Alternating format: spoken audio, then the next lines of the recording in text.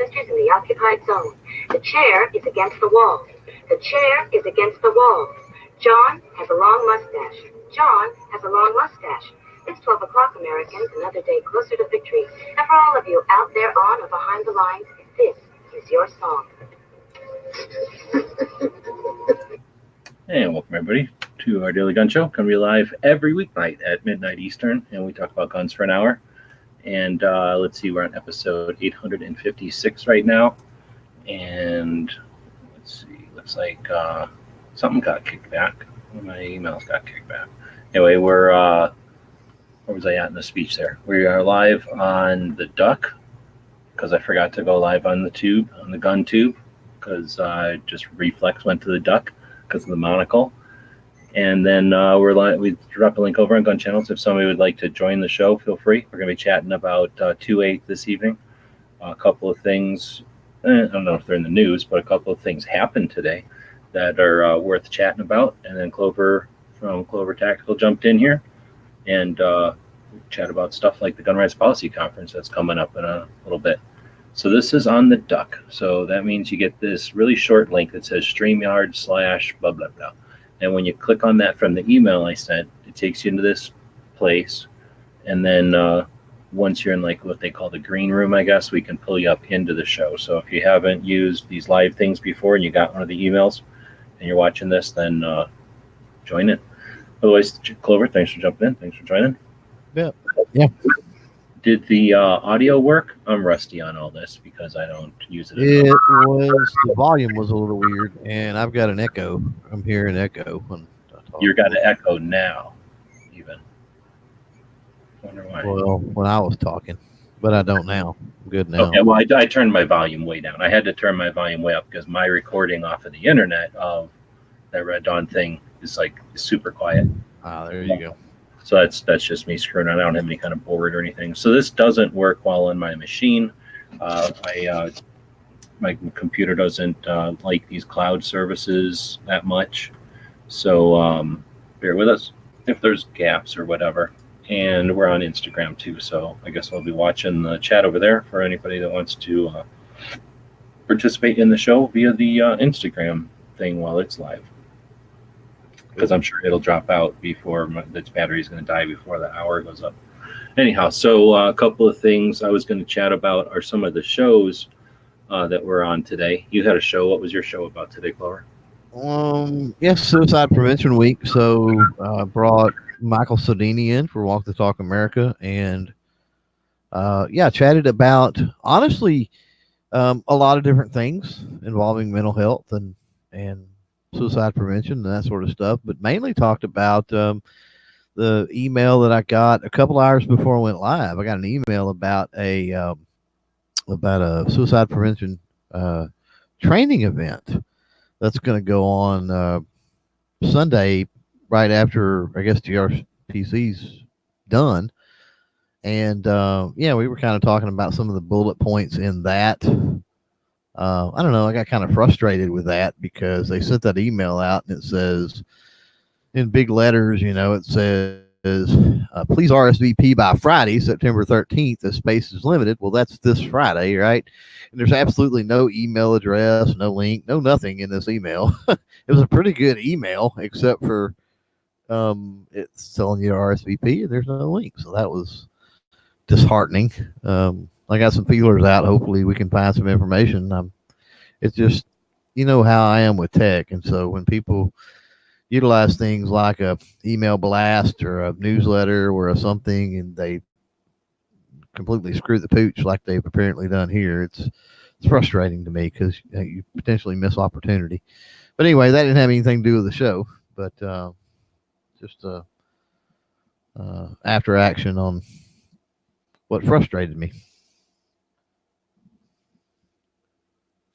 Okay, I'm muted over there. So now that was an email. I didn't get the email, but I know what you're talking about. And that's one of those things. We've got so many people playing in the game that are not even playing the same sport, really. Honestly, we're not. We're just a bunch of people that have the same overall objective, but we're really playing a lot of different games, really. I don't know how to say it, but like a lot of different objectives, a lot of different sports. in the realm of firearms, right? So, anyway, so as far as getting you replied to the email, and then you probably asked a couple other people about it. I remember seeing something on an email that I got that I don't know if you ever did get. Wasn't it we were live in something one day, and I was like, "Oh, look, I just got an email from Gun Rights Policy, and it had something about Friday, Sunday, having some kind of training." So I'm guessing that's probably what that email I got a long time ago was referring to. But there was definitely nothing like a click here. It was a very general, like, hey, just be aware there's some kind of training on Sunday. It wasn't like a click here to register or anything like that. Wow. All right. But I looked for it again and I couldn't find it. But then I think I got sidetracked on something. I got a phone call or something and had to quit looking. And now I don't know if I can safely do it without showing everybody on Instagram everybody else's email addresses. So I probably won't do that. All right. So a couple of the things I was talking about with shows. Did you were doing your Patreon show today, basically? Yeah, did have the Patreon launch here pop today. Yeah. So, well, like I say, there was other shows on Instagram. I guess. What is it? But all right, I can't think of their name. Antonia and Nina have the show something 2A. Trigger 2A or something like that. Triggered 2A, something like that. And I was just listening to it earlier. Anyway, they went live for some sort of announcement about a new sponsor. So it's interesting to see people are still having creating relationships to fund their projects or whatever. Then somebody else went live, and now I'm drawing a blank because I'm trying to do too much stuff here. And then a couple of shows were on the YouTubes. So you had Travis from the Gun Channels moved his Caliber Corner to Mondays before Matt, and then Matt did his normal Monday show.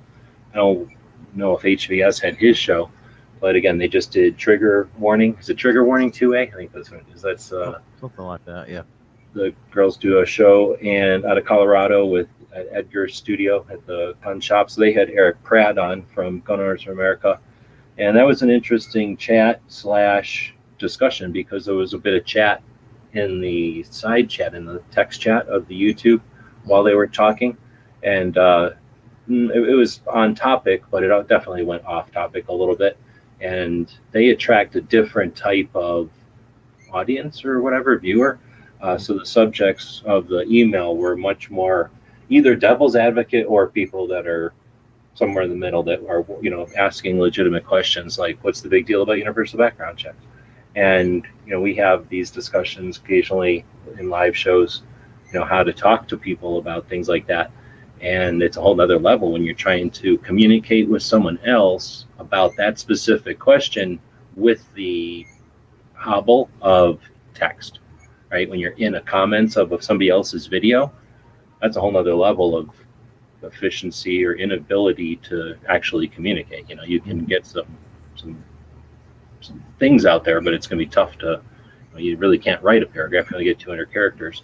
So you have to be really succinct, and you can kind of get to the gist of things, and then some people just aren't savvy enough, and that's probably a whole nother discussion, but some people just don't get that. Like, they can't figure out this is not the place to have an in-depth discussion. We're in a text chat of a live video. We're only going to be able to throw a couple of 200 character responses back. Right. Yeah. And that holds true. And that holds true through social media in general. I mean, I kind of had a back and forth about that today even with Facebook. And I don't know that Facebook has any limitations. If they do, it's really, really long, because I've definitely written some diatribes on there.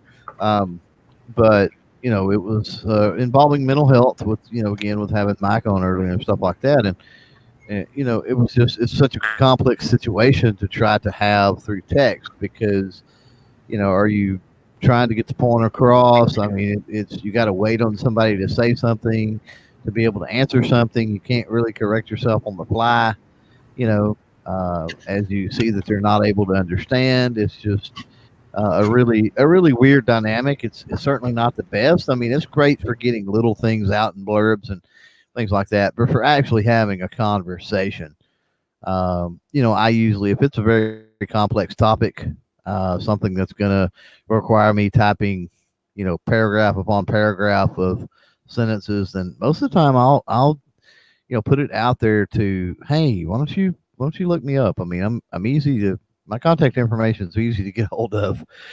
Let's have an actual conversation, whether it's, on the phone or, open up a hangout or something like that. Just to play devil's advocate, though, it's a skill set that it would be valuable to have to be able to throw little, almost like Confucius like little nuggets out there, have an inventory of them so that you can get a really concise or clear point across concisely. That would be a valuable skill for all of us to have.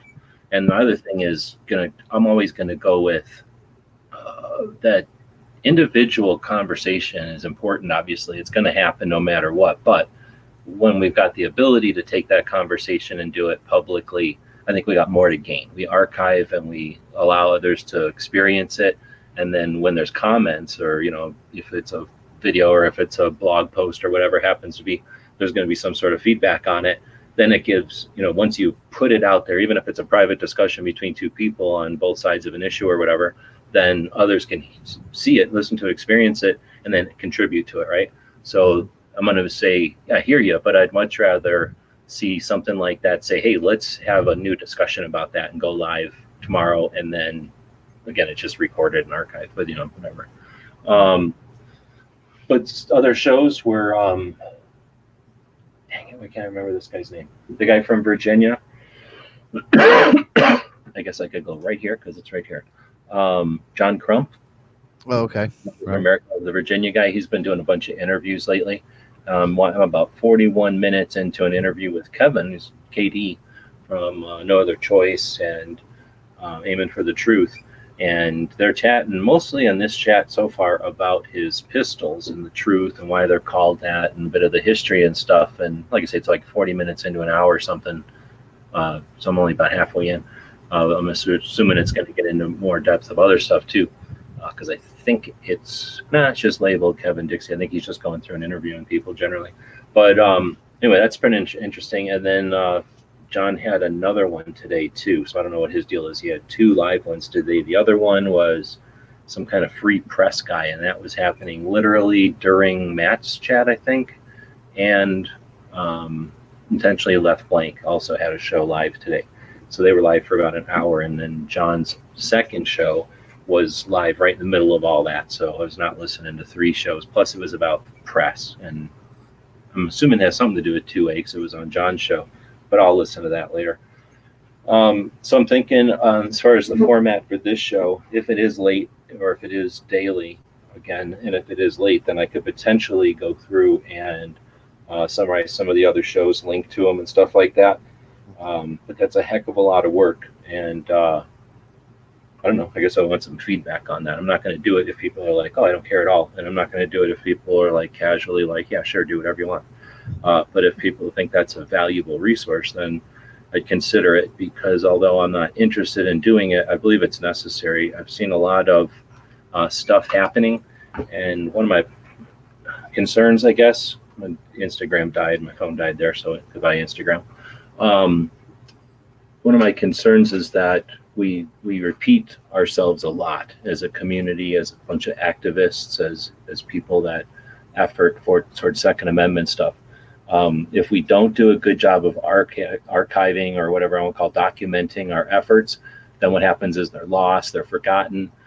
They might inspire somebody to do something again, but we literally end up doing the same stuff. We repeat the same things, we fight the same battles, we have the same discussions, and that's not necessary, right? We don't do that with science, we don't do that with other things. We'd just be dumb unless it's some sort of benefit to learn the hard way, or learn by getting the what do they call it, learn the going through the ropes or whatever. But I don't think we need to. I think we can stand on each other's shoulders, and as long as people are aware of what came before, so that they're not completely ignorant of where they stand, then we can reach further, we can reach higher, we can have bigger goals with people understanding what's already happened. And going into next year, we've got the media, who is just already, there's, I don't have to get into it, they are polished, they are savvy, They realize how to divide, fracture communities and groups of people in order to further their agendas. So we've got to battle something that's large, but it doesn't mean nothing. It's just like Marines. If they're surrounded, then good. The enemy's in all directions. That makes it a lot easier for us. Kill everything. So if you ever feel surrounded, just think of like a Marine. It's just easier. It's easier to attain targets when you're surrounded. It doesn't mean you're licked. So I don't think we're in that position by far, but I think we could certainly do with some awareness of all this stuff. And like I say, I'm not really interested. I get really depressed when I try to keep track of all this stuff, but if there is any interest in doing that, then I'd at least put some effort in. Sometimes when I do stuff, it'll inspire somebody else to do it right. And I don't know who I would be inspiring at this point, but I do see for me that there's something that I think that would be great, like some sort of a daily summary, because there is so much good stuff happening and there's just not enough time for any human being anywhere to listen to all these hour-long shows, these half-hour-long shows to get the kernels. So perhaps something like Jimmy and Tony had back in the day with the early watch, except as a way to consolidate media, as a way to consolidate content of media. Right. I talked about I haven't talked to you about this. I was talking to a friend of mine who's quite a few levels ahead of me in computer stuff, working in a much bigger company than I work in.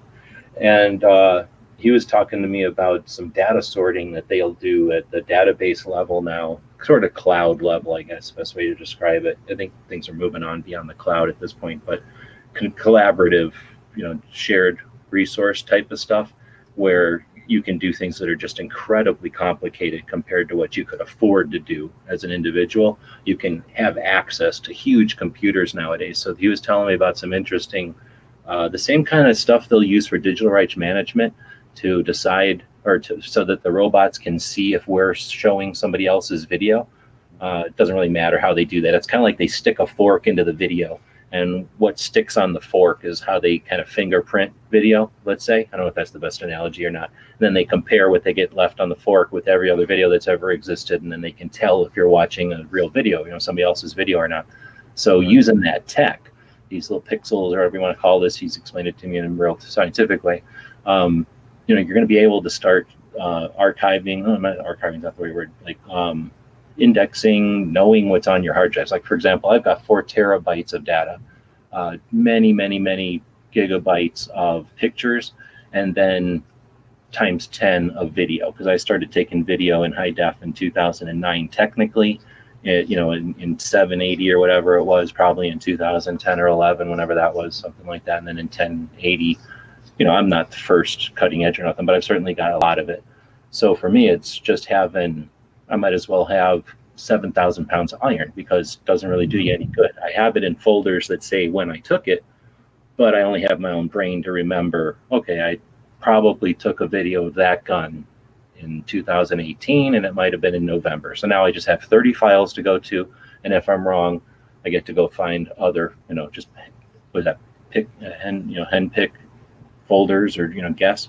So we're talking, hopefully soon we'll see changes in that, where you can just say, find me videos I've taken of the ocean, or find me videos of bullpups, things like that, and your AI will be able to reach into all your data and find stuff.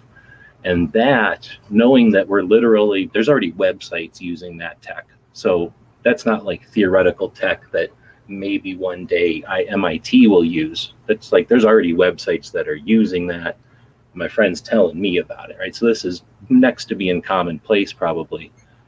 And once you've got people like me and Clover and anybody else who's listening to us right now with the potential to access AI, oh, here's Charles, or those distributive computing brains, then we start seeing a shift in knowledge, because we've got access to that tons of knowledge. And that's why I think it's important for people to value your voice, contribute to what's out there, so that once, a couple of months from now, once people are able to sort through all that data, like a giant Rolodex, giant card catalog, there's something there that's valid for them to see. So Charles Feller jumped in. Thanks for joining. Can you hear me? Yep, loud and clear. So we're using a thing called StreamYard now, and it's a little different than that YouTube thing we were using, but same concept. So you're on with me and Clover Tack. I don't think you guys have met before, and we're live on my YouTube channel, but using this thing called the duck, I call it. Called the what? The duck. There's a little duck up at the top left or the top right, I guess. We're getting a little bit of feedback. There's a duck up there with a monocle. That's the logo of this company that provides this service that we're using. Oh, aren't you worried that Aflac will sue you?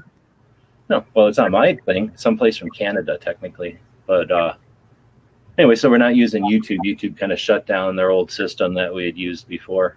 Have you? I shouldn't say that. Have you and Clover had a chance to meet before? No. I haven't had the pleasure. Okay. So Clover is a guy out of Texas, granddad and tech guy, semi-retired, I guess, content creator. He's gone to SHOT a few years now. He's been to NRA a few years. He's going to Gun Rights Policy for the first time here this year, traveling from eastern Texas, so not an insignificant 17-hour drive. And Charles, of course, Charles Heller, Liberty Watch Radio, America Armed and Free. I don't want to discredit. Is that 24 years? 20 years.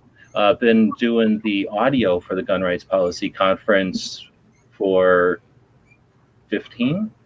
Yeah, about that. Something years, and made that of not just done the audio for the room, but also recorded it, and throughout the years made it available either on CD or now online, for a while on thumb drives, that makes the audio available for people who either want to listen to it or help distribute it at other events or whatever. So anyway, we're just doing my podcast. I've been on kind of a hiatus here. I do a daily show, or I've been doing a daily show. This is episode 875, so I've been doing this for a few years. I took about a month off, I guess, to deal with the abuse of life and whatnot. I don't know how long it's been. And this is my first day back on hopefully a new daily schedule to kind of get people hyped for DRPC and to, just address some stuff I like to do daily. Got it. All right. So let's see. We've kind of been talking about some of the shows. So let me ask Charles, have you heard of Antonia Okafor? Am I saying the name right? Yeah, I've interviewed her on America Armed and Free. How about Antonia Okafor? Thank you. And then how about her co-host of her podcast, Nina? Who's her co-host? She's a lawyer from Colorado also. Well, now Antonia had moved from Texas, from Dallas to Denver. So that she is now in Denver, and now for maybe 20 episodes or so, they've been doing a podcast with a friend of hers who's a lawyer, same age and everything, in Denver. So the two girls do a two-way podcast, and it's on Monday. So it just ended maybe an hour ago. No, I'm not familiar with the co-host. Okay, so another pro 2A lawyer, always good to have. She's a libertarian, but anyway, a real neat podcast because Antonia, then young gun owner coming at it from the female, from campus carry, really, and having somebody who is focused on campus carry after leaving school is nice, because most of the campus carry efforts have only lasted while the person who creates it is in school, and then maybe it lasts a year or two later. So it's nice to see a fresh effort at campus carry. And then, of course, she's graduated. She's doing Empowered, which is, there's no way that any of the dudes in this room are going to reach the people that Antonia is going to reach with Empowered, right? Young women who, worry about young women things. Like, that's awesome that she's got a podcast. And when they talk, it's just amazing. It's a super nerdy two-way podcast. It would be the same conversation as if me and Charles were sitting around for more than half an hour. Really nerdy conversations. Really like it. And then they're hosted at a place called Guns for Everyone. Are you familiar with Edgar, Guns for Everyone in Colorado? No, I'm not. Clover, maybe I've been talking. You want to introduce Edgar's deal? Edgar is, I'm trying to think now of his last name. It makes a difference. Glad I'm not the only one who can't think of a name. Yeah, it starts with an A. It's like You think Edgar, of his name, Seven Wonders is saying, no offense, he doesn't know who Charles Heller is. Can somebody give me a clue? So Charles is in Tucson. Like we mentioned, he's been a radio show host for 20-something years here in Tucson. doing two shows, well, three really, but two shows for guns called America Armed and Free and Liberty Watch Radio. In addition, Charles is one of the four co-founders of the Arizona Citizens Defense League.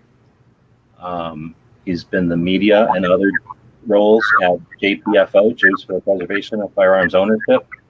I know I'm missing stuff. As I mentioned, Charles is an audio guy, so he's done the audio for the Gun Rights Policy Conference for years. And Charles is the inspiration that got me into gun activism or firearms rights activism. Well, I'd like to meet that guy. Huh? I'd sure like to meet that guy. So I've known Charles now, I think I was hanging out at a gun shop or at a gun show somewhere, and Charles was probably hanging out at the Arizona Citizens Defense League booth, trying to get people to join some kind of activism thing. And I don't know, at some point he rubbed off on me. I listened to his show, and listening to you and listening to Alan Corwin, even though I'm not the best friends with Alan Corwin, we've got some really valid pro 2A people here in Arizona. And listening to Charles' show got me to realize that our rights are not guaranteed, even though the Constitution, ensures that the government can't screw with them. There's still that obligation or responsibility to defend liberty, right? To be ever vigilant. And Charles is resolved and consistent message got through to me eventually.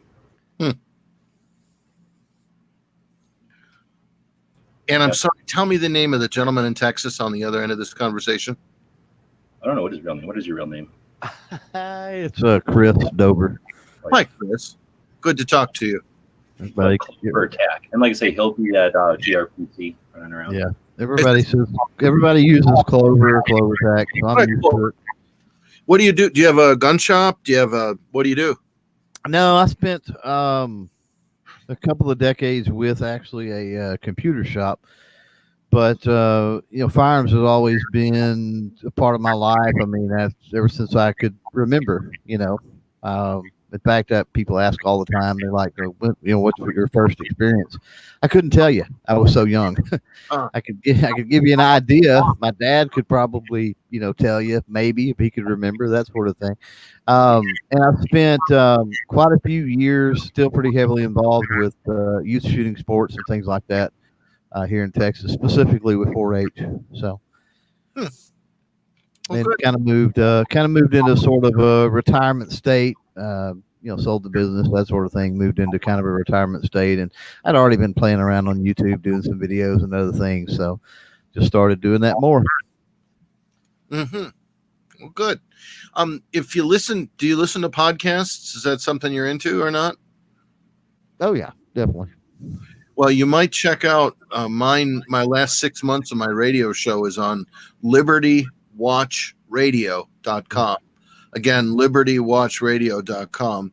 And it's there's been some really good ones. I did a program yesterday on the America Armed and Free Hour about that DGU, defensive gun use in Seattle in June, where the guy was on the phone with 911 and he ended up shooting a burglar in his house. He was hiding in a closet and the burglar came after him. He didn't really have any election in the matter, as the saying goes. And the bad guy ended up dying, but the dispatcher, after he shoots the bad guy, is telling him, well, now the police are here, so you got to unload your gun and leave it in the closet and just walk out with the ammo. And it's like, oh boy, what a mess. And I commented on the radio. It's pretty interesting, but the 911 call is on my is on the file, and it's pretty compelling. It's good radio. Yeah, I've listened to some of your stuff before. Oh, okay, cool. Yeah, I'm familiar. I haven't heard about that story though. Oh, it's pretty interesting. It came and went in the news, but it did make the news. I don't know that it didn't make the national news. It certainly made local news. KOMO radio or KOMO television. The guy's in his house. He's doing everything right. He's got his gun. He's not trying to be a hero. He's not clearing his own house. And these people you can hear them. They break in pretty loudly. You can hear it on the phone. They come through more than one set of doors to get in. And by that time, the good guy's on the phone with 911, and you can hear him trashing the house downstairs. He's upstairs in a bedroom, and you can hear stuff breaking. And he's going, hurry up, hurry up, hurry up. And he's like 12 minutes into the call, and there's no cops there. And then you hear a commotion, and then bam, bam, bam, bam, bam, bam, bam, 9 times. And then the dispatcher's going, hey, you got, come back to me. Tell me what's going on. Are you okay? And about a minute later, he finally gets back because evidently they got into a fight, a physical fight, and then he shoots the bad guy. Always a bad idea to get into a fight with a burglar in your house. At that point, shoot him. But anyway, the good guy was trying everything he could not to shoot him, and he ended up having to shoot him anyway. And then the police won't come in the house. They're going, yeah, you want to walk out the west door. And the guy's so amped up on adrenaline, he's saying, go out the front door. And they're going, no, the west door. He goes, well, I'm going out the front door now. And the police, she's, wait, let me send the police around. You can hear the police yelling stuff to him. And just what a mess. What a total mess. I didn't realize it when I recorded it off the internet. My microphone was open, and I yelled some very impolite things at the mic, like, no, don't tell him to do that. Don't leave the gun where the bad guy can get it. And of course, the bad guy was in no position to get to the gun, but still, the point is, it was violation of Rule 5, maintain control of your defensive implements. Anyway, it was a pretty good program. Right. So we were chatting a bit about the Trigger Warning 2A, the Antonia and Nina show that just ended. And then I was talking about, I can't remember his name, John Crump. John Crump? John Crump. From Virginia. You heard of him, Charles? No. Kind of new to the scene. I think he's considered the Virginia Gun Owners of America point of contact or liaison or whatever that position would be. Director. Director. And he's been doing some interviews online using this format. And he did an interview today with Kevin Dixie from No Other Choice and Aiming for the Truth. Have you chatted with KD before? No, I haven't. So KD is the guy that last year in Chicago kind of had one of those mic drops during it was Saturday at GRPC. And he's the guy that got up and said, when you say 1776, what do you think? And everybody in the place cheered. And he said, when you think in 1921, what do you think? And everybody kind of looked at each other. And he said, yeah, in 1776, I wouldn't have been considered a full citizen. In right. 1921, what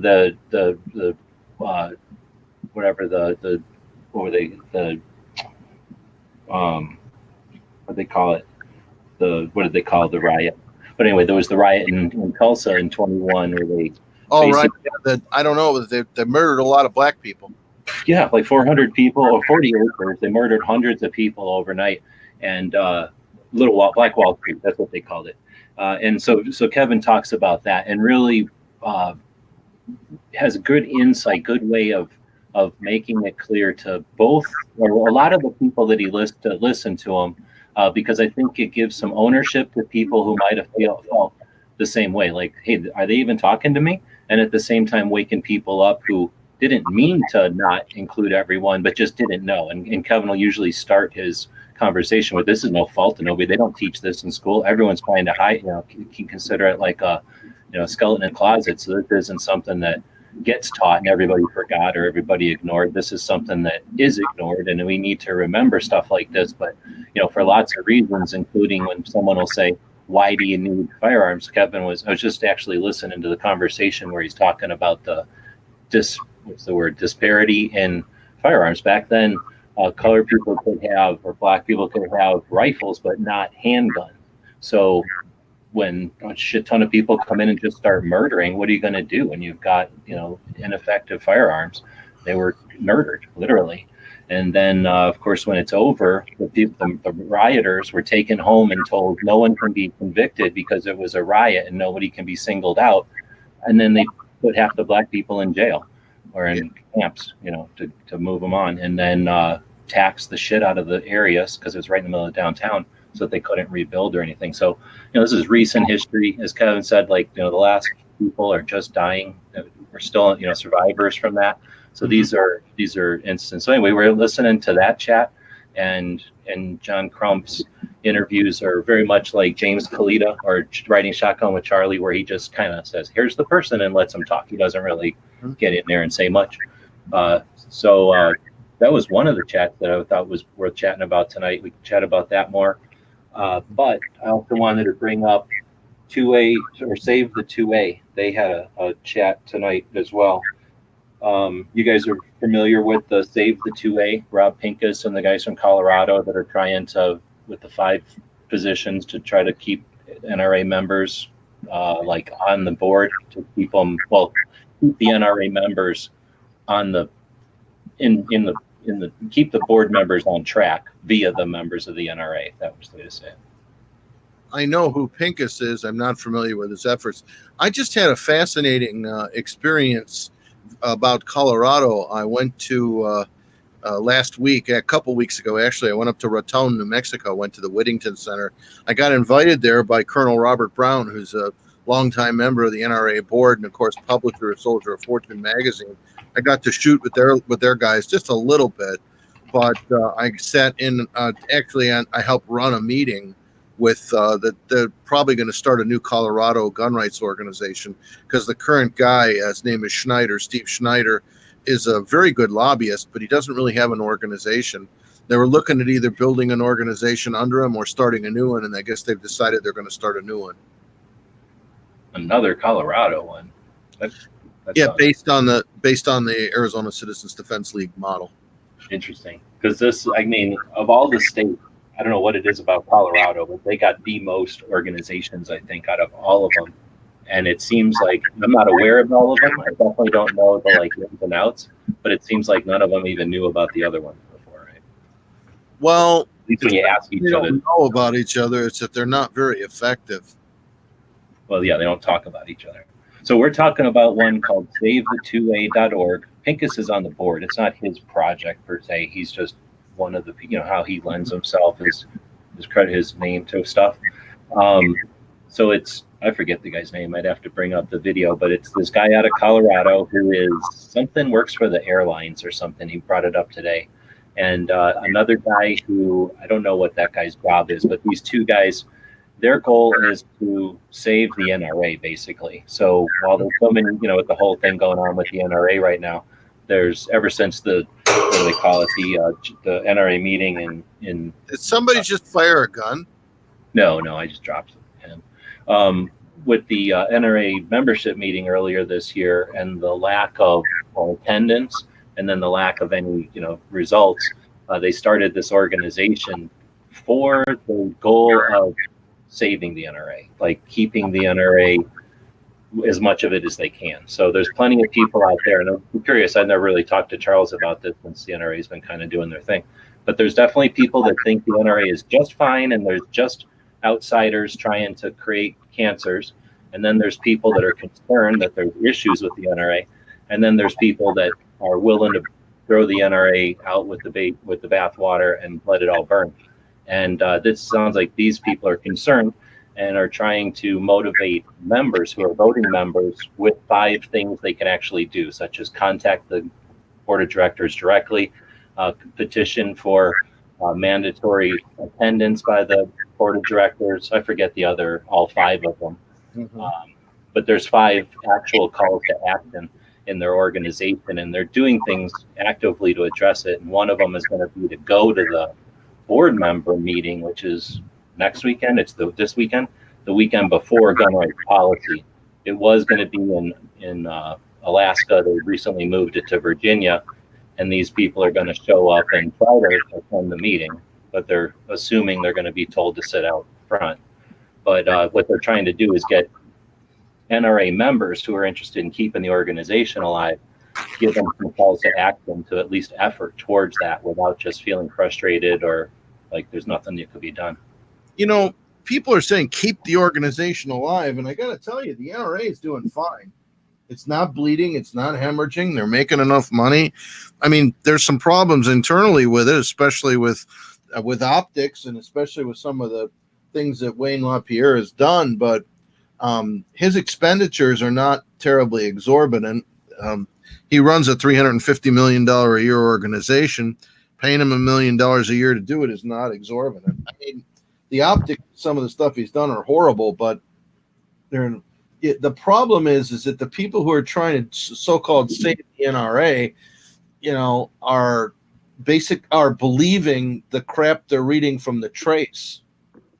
I mean, the other side, this is a massive disinformation campaign from the other side. I mean, really massive. And it's Bloomberg's behind it. He's orchestrated, a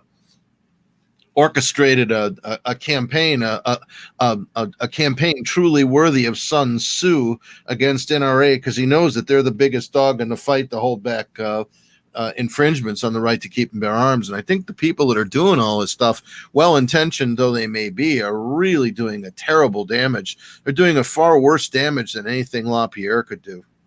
Much worse.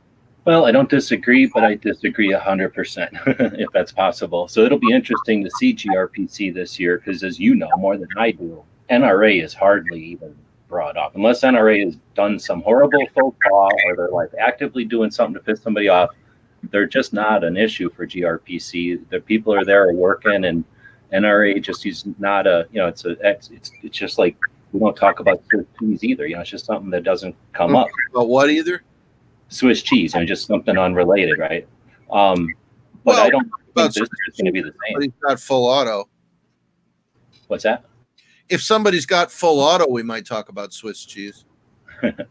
But I'm just saying, normally we don't talk about NRA. This year, I suspect there'll be a little bit more NRA because, like I say, you're right, that the what's happening now, the result will be, and everybody needs to mute, FYI, we're getting some wicked feedback. I'll turn down my volume. But there's a little mute down there somewhere on the screen, or you can just click it on and off, toggle it on and off. The result will be that the antis will carry around the NRA's head on a stick at the end of all this. And even if they don't kill the NRA, they'll be able to say they damaged the NRA for sure. However, the NRA dealing with the bump stocks and the red flags is more than just optics. I mean, I can't. Oh yeah, they screwed it up 4 ways from Sunday. There's no question. So that's where I'm saying, like, there's some people that are willing because of that, that are the shall not be, and they will let the thing burn. And that's frustrating because they're not thinking. I've been to I've been to 2 of the 3 museums to see museums filled with guns that are donated to an organization that's 150 something years old, donated by people who literally gave the organization our shared 2A history, like examples of history that were from families donated to the NRA. Like, that's just one, I think, obvious example of what is at risk here. With the people think that it's just a 3-letter organization, like I don't know, like something else that has no significance, like a McDonald's or something. But there's a lot to it. Well, I think people have come to see the NRA as this political organization without seeing the 150-year history of the grassroots, ground level organization itself, and that's my stance on it. And they don't see the social and societal implications happening day to day at a community level from the NRA. I mean, look at even Tony Simon, right, with 2A4E and the diversity shoot, and some of the stuff that the NRA, the ground level, right, does for his organization, and especially close to my heart and everything with youth shooting sports and even shooting sports in general and things like that. So most of the people that are screaming burn it down, they don't understand the significance of okay, we have to fight legislation and propose rollbacks on legislation and take stuff to court, and there's a political back good candidates and that sort of stuff. There is a political role to be played, but for the longest the NRA did not play in that arena. Right. Individually they did, but they didn't play as as members or board members or leaders. Individually they testified before Congress and did this and did that, but it's only been recent times that they made those moves as an organization. Well, now everybody thinks that for 150 years That's all they've ever done, and they've never done any good. And it's because most of these people, honestly, they don't get out in the world and they don't see what's being done firsthand. Yep. Yeah, that NRA didn't become politically active till 1977 at the Cincinnati Revolt with Neil Knox. As an organization, and it's important to say that because I've read transcripts of committee hearings all the way back and even prior to NFA stuff to 1934, and they did bring in NRA members, like I said, directors, people like that, but they weren't speaking on behalf of the organization itself. They just so happened they were in that position, so they tapped them for their advice. And some of those people in some of those committee hearings, if you read those transcripts, said some pretty iffy and awful things. But we have to be able to distinguish between the two. Well, hold on, Charles, you gotta help us out. There's like a mute down there.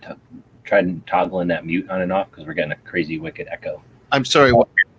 There's a mute button down below the screen there. Try toggling that on and off when you're not, because we're getting no echo feedback from you. Is it echoing when I turn this off, like right now? Let me see. No, I think it went away. It's my microphone hearing my speakers. Yeah. I was going to say you can't also, Charles is correct that the NRA didn't really start doing what they're doing now till 77 with Neil Knox. But I think you got to also remember there wasn't an agenda on the other side to remove firearms until just before that, right? There was, but not a strategic, 1968 was the start of another wave of anti-gun. So the NRA took a minute, but it reacted to a new attack. It wasn't as though we had the same attacks we have today since 1700. The attacks we have today are different than the attacks we had in 1990. Those attacks are different against gun ownership than we had in 60s. Those attacks are different than they had in the 30s. And we still had attacks back in the day, and those are different still. So, the NFA was an attack on gun ownership. But that was a different type of attack than we have today. So the NRA shouldn't have been acting the way they are, or would like them to today in 34, just due to the different environments. I just like to throw that. And I'm not trying to apologize for nothing, just to set the stage that it's not like the NRA was oblivious or completely nonchalant while horrible things were happening. They weren't perfect, but they're also a big organization. They can't spin on a dime necessarily. Well, and another thing that you've got to look at too is the means of communication with all that, right? I mean, as time went on, you had, in 34, you had radio essentially, and a little bit of telephone, possibly, or telegraph or snail mail. That goes up, and communication becomes more widespread, easier as you move along. So, people being able to be aware of what's going on too plays a big role. I mean, we've got, look at this. Let's look at what we're doing now, for example. I mean, we're essentially speaking to the world, and that makes a difference when you're talking about being able to disseminate the information of, hey, this is going on, this is what they're trying to do, and all types of people are able to hear that. Whereas, like back in the day with 34, I mean, how did they get the message out? Well, I don't know about speaking to the world. We're certainly speaking to the NSA. Well, we've got the potential to be speaking to the world, I guess. Well, we were just actually talking about that when you jumped in, Charles. I was watching something, or I was talking to a friend of mine, one of the guys that helped me build this whole thing back in the day, and he went on and he works at a pretty high-end place, and he was telling me about, there's computers that we have like in our laptops and in our homes and stuff, and then there's computers that they have in, big think tanks and stuff. And then you get to a point where computers can only push so much electronics through copper and stuff. So the way they accomplish how to go faster than what physically can be accomplished is to combine efforts and stuff. So that there's like collaborative stuff. So we were just talking about that the ability for some things that we think of as science fiction today, as far as just digging through old data, digging through archives, the kind of stuff that's just not possible today.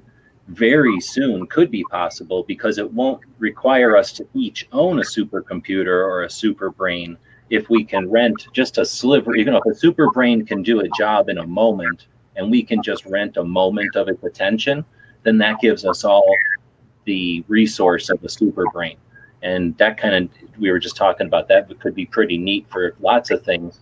But for data retrieval, I think it's important because we think of technology and our ability to communicate based on our experience of, I mean, we all sat around with televisions that didn't have remote controls and phones that were attached to walls. And we've experienced life without computers. There wasn't even a word. Now we live in this and we're used to smartphones, and we get upset when our smartphones aren't fast enough remotely when we're somewhere, right? So the kids that we're talking about taking the baton in this election, the 2020 election, they're going to be 18 and 19 years old. They were born in 2000. So they've never experienced life without a smartphone. They've never experienced life without an Amazon and a Netflix. So their ability to distinguish and comb through data is just at a different level than many of us, because we've experienced the crawl and the walk and then finally a run. They were born into a full-blown run, all-out run, and then just got faster and faster. So I'm looking forward to when they have the tools to be able to find all the stuff that we may have created in the past. And I think that Clover, I don't know, Charles, if you have different ideas about this, but I think that once we've got that level of ability to sort and filter and find, then we'll also have filters that'll bring us stuff that can determine, this is maybe marketing, or this is completely biased, or this is from a source that's proven unreliable. There'll be ways for it to kind of, quantify the value of the data. And I think that's just that's optimistic to me. That brings us closer to like a Star Trek. Everybody's kind of on an equal playing field. It's a lot harder to control people through keeping them uneducated or unaware. Yeah, where is Zephram Cochrane when you need him to invent warp drive? Hey, we got the Titan here. Have you ever been to the tour of the Titan down to the very bottom? Not me. Okay, so there's different tours you can take there. If you take the longer tour, they'll take you all the way to the bottom. You stand under it and look up from the jets, right? And there's one, because in that movie, the one where Star Trek figures out how to do light speed, they convert a missile or whatever. Yeah, Titan missile. They used our museum for that filming, and the one thing that they allowed them to keep from the filming is a decal on the Titan II. So there's a decal on the Titan II from that movie. So any Star Trek nerd, if you're ever in Tucson, take a tour of the Titan II missile. It's awesome. It's an 8-story silo underground. You'll go through, you'll see where they push the button, you'll see where the crew quarters are, where they slept and everything. And then if you take the long extended tour, it takes like 45 minutes or something. I think it's under $100 for sure. You go down to the bottom and you can see the decal from, they had really screwed with it. They really changed it for the movie, but whenever they took it all apart and put it back to being, real for the museum again, they left that one decal in there. Is that all walking or is there elevators? Yeah, it's a little difficult. It's up and down. It's elevators, but it's elevators with built for guys in 18-year-old shape, working on missile silos. So there's very small corridors and walkways and stuff. Yeah, I'll confine tourism to submarines. I was going to say, if it can't be any different than a submarine, really, because it's really not that different. And there's an elevator. Yeah, they say that about an MRI, but I tell them I don't go inside the torpedo tubes. So I guess without going on all night, it's 10:30 for us here in Arizona. Clover's got a couple hours on us. Gun Rights Policy Conference. Charles, you've been going a lot longer than I have.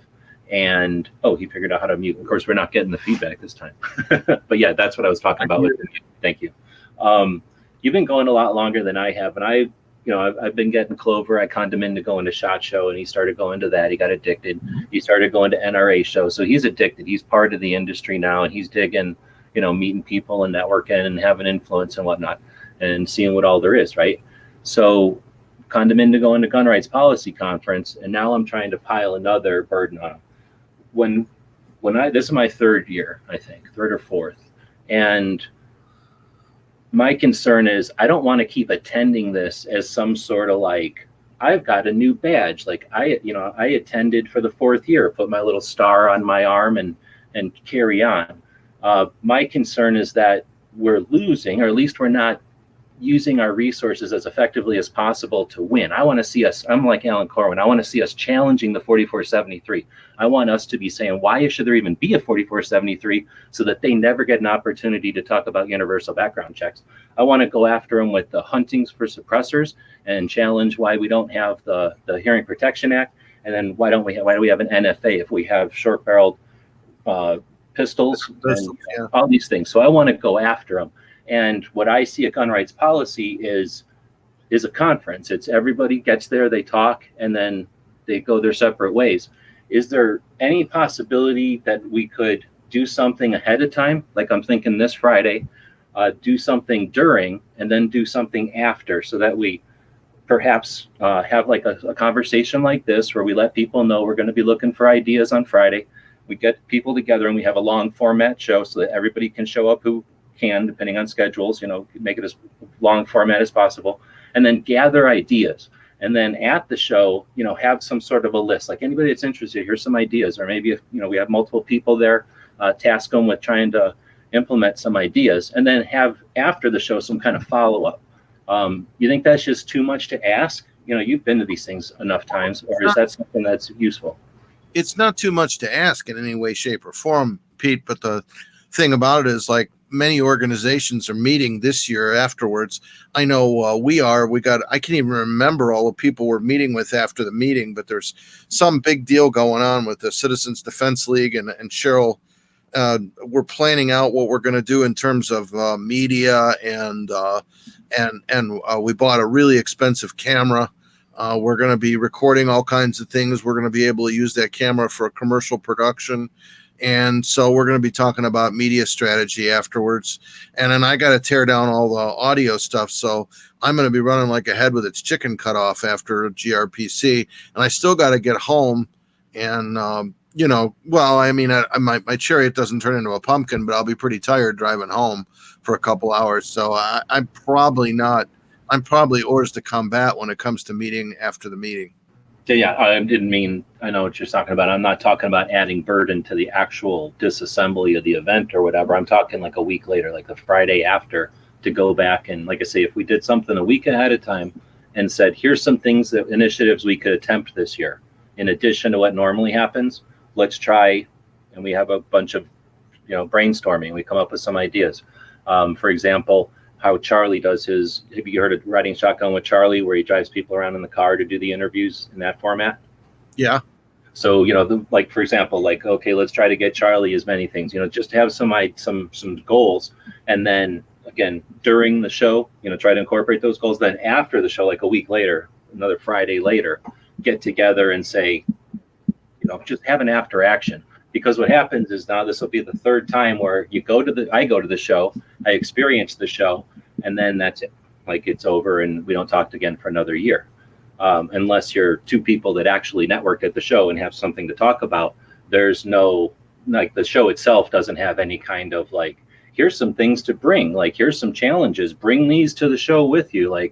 Here's some things we're all going to be able to do, or maybe we'll use these or not, but here's some things. We don't do that. That's not part of it. And there's certainly no hey, now the show's over, go out and do XYZ. There's none of that. And I personally think that we're wasting a lot of potential when we bring basically the entire media industry together and focus on stuff for 2 days and then tell them to leave without just say goodbye. And there's no focus at all. Well, actually, there's a lot of people who network between the state level organizations. You see a lot of that. Some of the stuff, some of the progress in the gun rights movement has happened at a gun rights policy conference, and exactly that. So, you may not see it all happening, but it is going on. But a week afterwards, don't forget, in 3 weeks after that, I got the annual meeting of the Citizens Defense League, and I'm going to be pretty busy in that time frame, getting the last stuff done, getting donations in and such. So my time's a little bit at a premium. So plus I still got the radio show to do and about 50 hours a week of work. So when you get down to it, I'm fairly tight on my time in terms of meeting with people. Yeah. And that's what, like I say, that's what happens. Everybody's doing their thing. A lot of people have a 9 to 5. Charles's 9 to 5 happens to be kind of in the industry, but many people it's not. It's some other completely different field. They do some kind of 9 to 5. This is either their vacation or their hobby or both. It's a pro, semi-professional type of thing. Maybe they get some financial kickback or something. Some people, however, are in the industry, and this is just one of the many industry events they'll do throughout the year.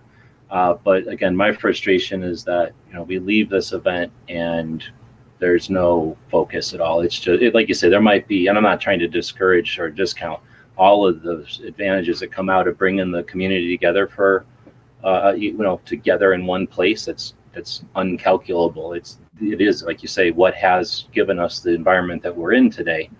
It's just that, like I say, as a person who talks to, I don't know, I could probably name 12 people that have conversations on a regular basis with thousands of people.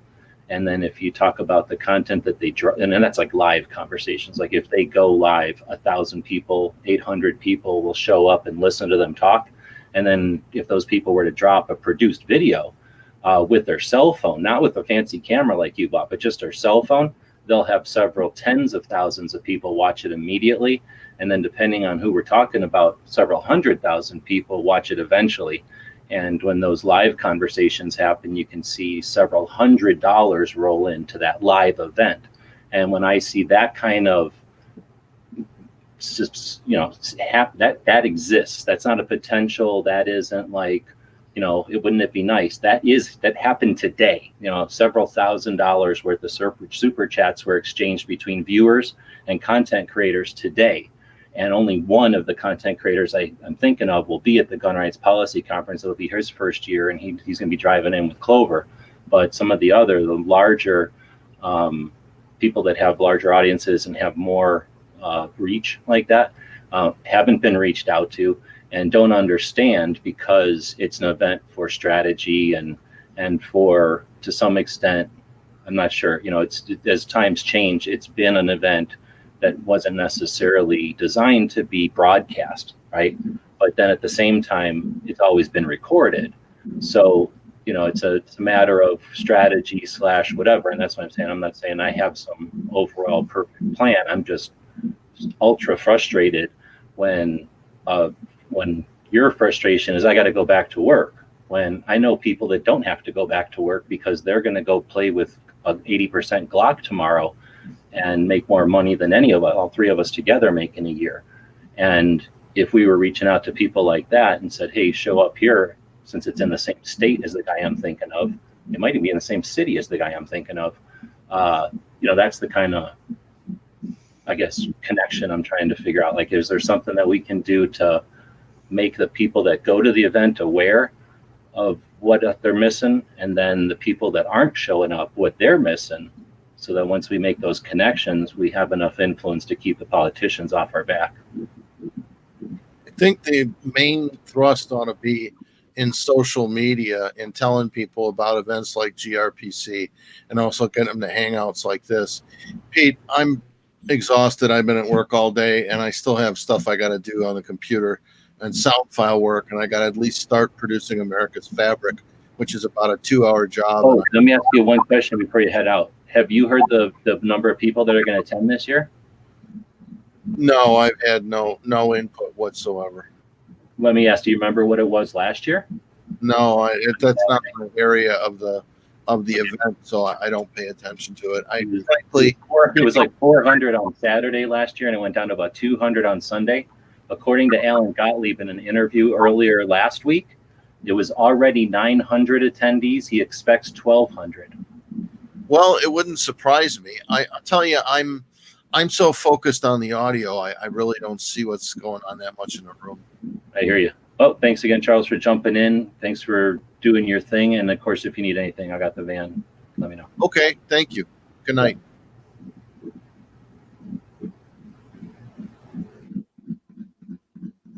So there you go.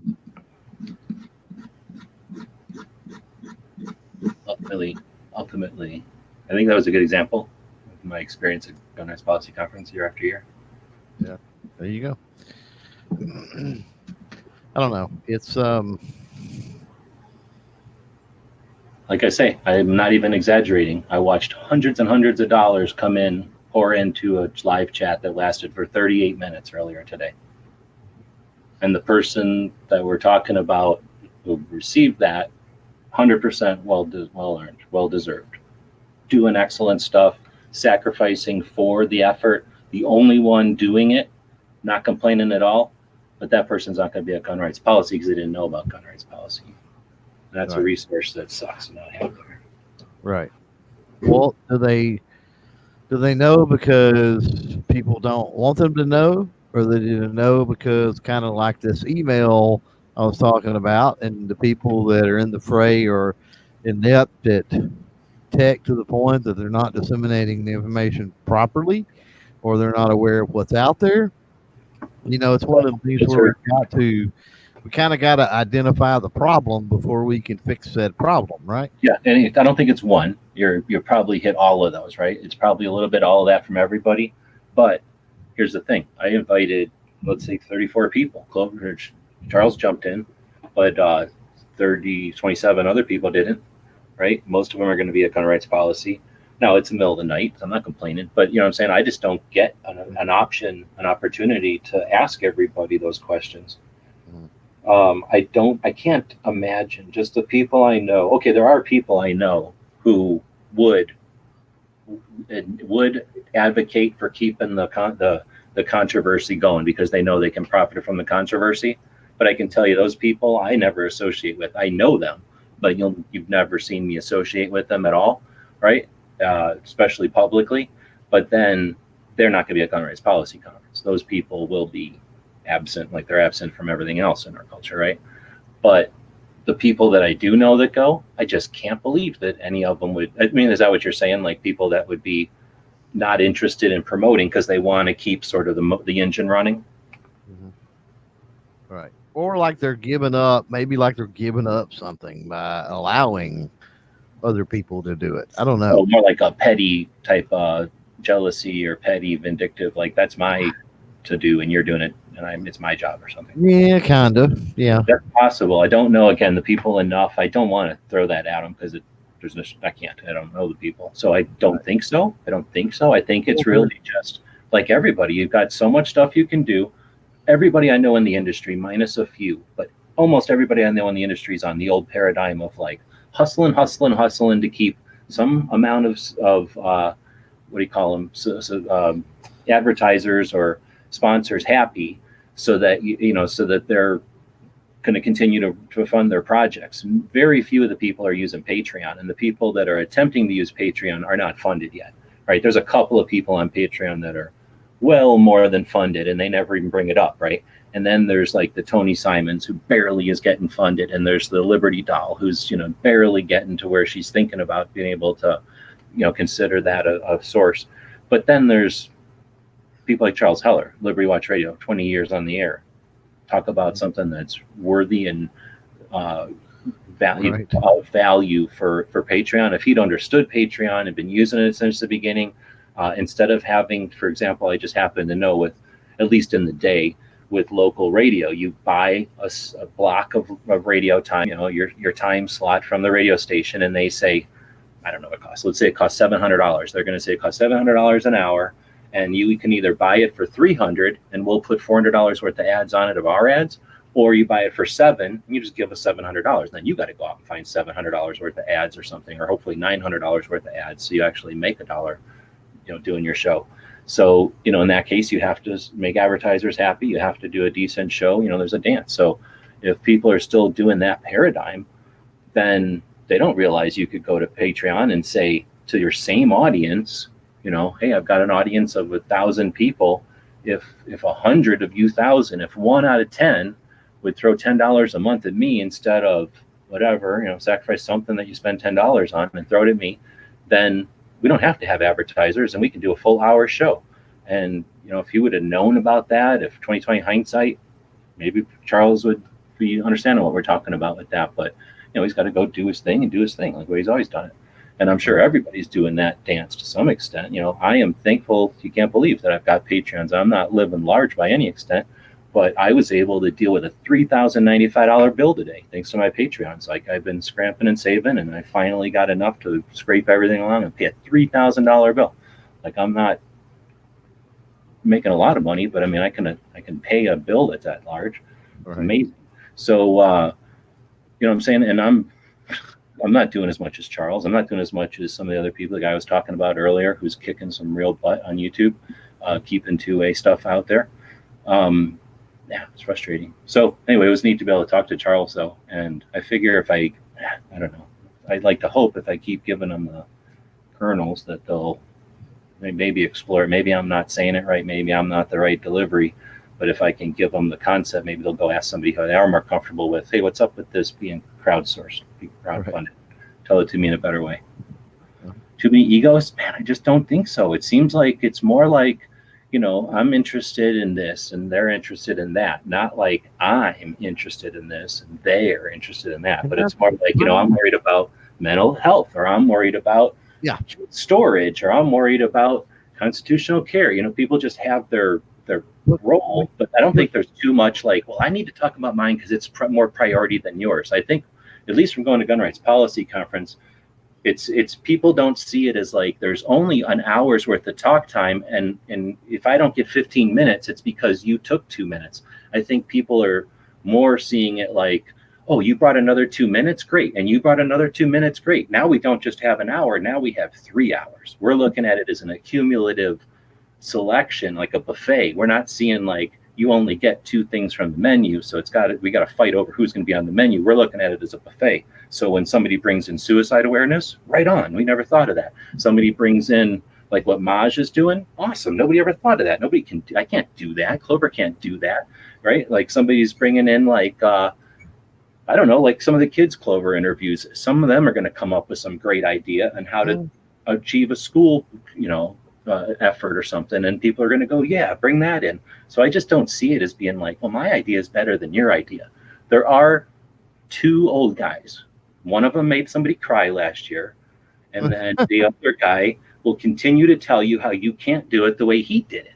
So there's those 2 guys that are kind of like, I don't know if they're ego. It probably could be ego. I don't know how to diagnose, but you know, there's 2 guys I can think of that are kind of like, well, I already did it, and since you people aren't going to be able to do it the way I did it, it's too bad for the world because we're never going to succeed now. But aside from them too, I just don't see a lot of ego. I see a lot of, most of the time when something new comes up, people are like, right on, we didn't think of that before. Thank you for, you know, adding that to the pile. Maybe the herding cats. But again, I don't think it's like cats. I get the idea of herding cats like bunch of things that are disinterested, and you're trying to make them interested or make them do something in coordination and they just don't care. I think it's more like trying to herd a bunch of people that are tasked with doing their own thing and they're super busy, and we just don't have that maybe priority to unite. Like that's not something that everyone's taken the effort to say that's important enough that we're going to add it to our agendas. Yeah. Or I don't want to say that either, because that implies that people had the choice and they said no. I'm going to amend that and say, I don't think anyone, I aside from myself bugging people in the wrong way, I'm not suggesting I get my point across to people well, but no one I don't think has brought it to the whole Gun Rights Policy Conference community, let's say, to say, you know, we could do this monthly and this could be done easily. Like, how do we do this? Or let's get this started. If the right person said it, I would then be worried if somebody said no. But I think if the right person said it, I think a lot of people would be like, hell yeah, let's do that. Once it's established, then I think it could be a direction, a lead, you know, something like the rope for everyone to pull. Once it's started, then everybody knows to watch it every month. And if they have to contribute, they know how. And now it becomes an engine that everybody can contribute. It's not as though everyone knows that that's a process and they're choosing not to right now. I just don't think everyone's aware that we could be doing it. Yeah. Well, I agree. I was thinking, I mean... Hold on, I'm going to interrupt you because it's rude. And Tim said, I'm glad the relative pennies I give you up through Patreon helps me out. I'm not even talking shit. I was down to, I have less than $10 right now. That $3,095, I had to shuffle like I moved $4 over, and then I'd have to go in and move $2 over. Like I had to, all my accounts are under $1. Like I literally wouldn't have been able to maneuver that. It's like moving a aircraft carrier through a hallway somehow. Yeah, very much like every single dollar allowed that to happen. I mean, I guess the worst would have happened. I would have to wait another little while to pay this bill off, but tremendous relief to be able to pay a $3,000.95 bill. If you can imagine, when you only have like $3,147. Mm-hmm. Anyway, I cut you off. Sorry. Oh, I was gonna say you're right. You got people that are kind of in their own sectors and their own corners and doing their own things. And what it seems like, though, what frustrates me is that it seems like they won't allow people. You know, I get it that, okay, this person can't necessarily work with the other person or whatever, but when you've got people out there that can effort toward, and we know, I mean, we're included in this batch of people, but we also know many that are able to get more eyes and ears and awareness on any particular project. But yet those people brush it off as it's insignificant, or again, that's what I was speaking to, where it's like almost like they don't feel like they want your help, or like you highlighting their stuff, or getting the word out on their stuff is somehow taking away from them or something like that. I don't know. It's weird. No, I mean, if you're talking like sort of like the knowledge or the education of it, that like you think the internet works this way, so you think that by me doing something, I'm benefiting me and somehow taken from you. Like I'm taking some of the load, but I'm benefiting her. That's why I want to do this. Like if they're incorrectly assuming that, then yeah, that could be a thing that's super frustrating. And that's why I wish we were doing a monthly like workshop so that everyone would be aware of, like, hey, this works. This is what, and then if there was like, no, that doesn't work, this works, then we could all go, oh crap, that you're right. Like this doesn't work, but now we're all working the same way. Yeah, it's like you're using me as a guest to make views and YouTube money. It's like, no, if you only knew. And that's part of the dynamic now, and I run into that a lot of times with trying to book guests and stuff like that, because there are people out there, even people seemingly doing good things, that have this attitude that other people are beneath them. And so and that's what they literally think, is that, oh, by me going on this show or getting interviewed by this person because they're so much smaller than me or whatever, you know, they're just going to get all this glory and this money or whatever. And it's kind of like what we were talking about, I think maybe even pre-show, is that those particular individuals are playing that whole YouTube monetization, affiliate link, whatever, money-making revenue game, which is valid, and I'm not saying it's not valid, but that's where their mindset is on stuff, instead of, hey, let's broaden the bases and let's broaden the dissemination of this education and information.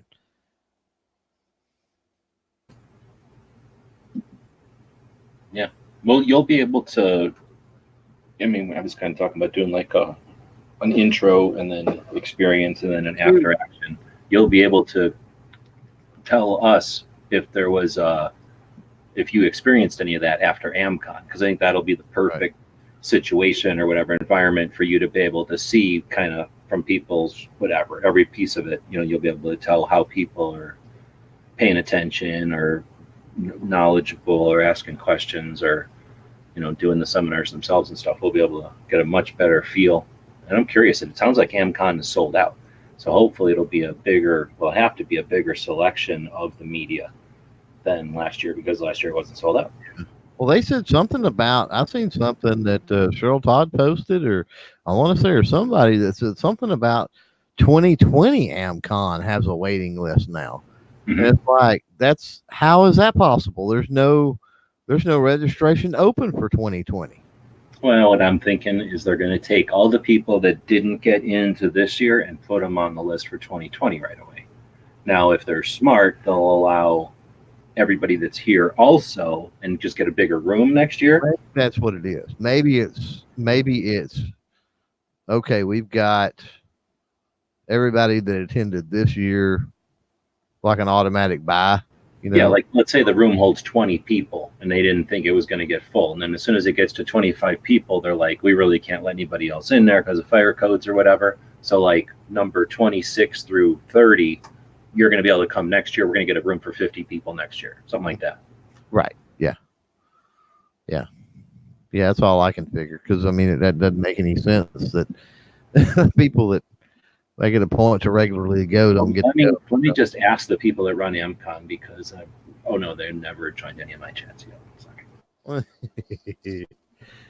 I don't take on them that much, but I guess I do. To the credit of my complaining about communication and getting a hold of people, since we've been on the show here, and it's, I guess, the beauty of, West Coast and that time zone. But I've actually got an email sitting here from Cheryl Todd and a message from Alan Gottlieb. So apparently, finally, I've made some contact on some things that I've wanted to make contact on. That's been frustrating the last several days trying to get a hold of people. So that's been well, good. And that's the thing. And that's where, I don't know what anybody's going to tell you. I listen to a lot of strategy or like how to do business or like business strategy. I don't know what type of books, business books. Yeah. I listen to like just general, like interesting sociology. Would that be the word? Like TED Talks type of stuff. It just makes you think about interacting with people and stuff. And then lots of like strategies for success type of stuff, right? You can learn stuff from the way rich people or successful people do things, right? See if they got some structure or something that helps you out. Uh-huh. So I'm convinced that there ain't nothing anywhere ever that anybody can't get used to doing as soon as they're either experienced, aware of it or introduced to it, I guess the word, or, understand the value of it. And there's certain things that we do, like paying taxes, that we might not even see the value in, but we do them anyway, right? Because of some external force, some obligation. So, you know what I'm saying? Like some of these people that have excuses and stuff, I'm glad you got excuses and they're all valid. On the other hand, are we ever going to work together? And how is that going to happen when you've always got an excuse why we can't work together?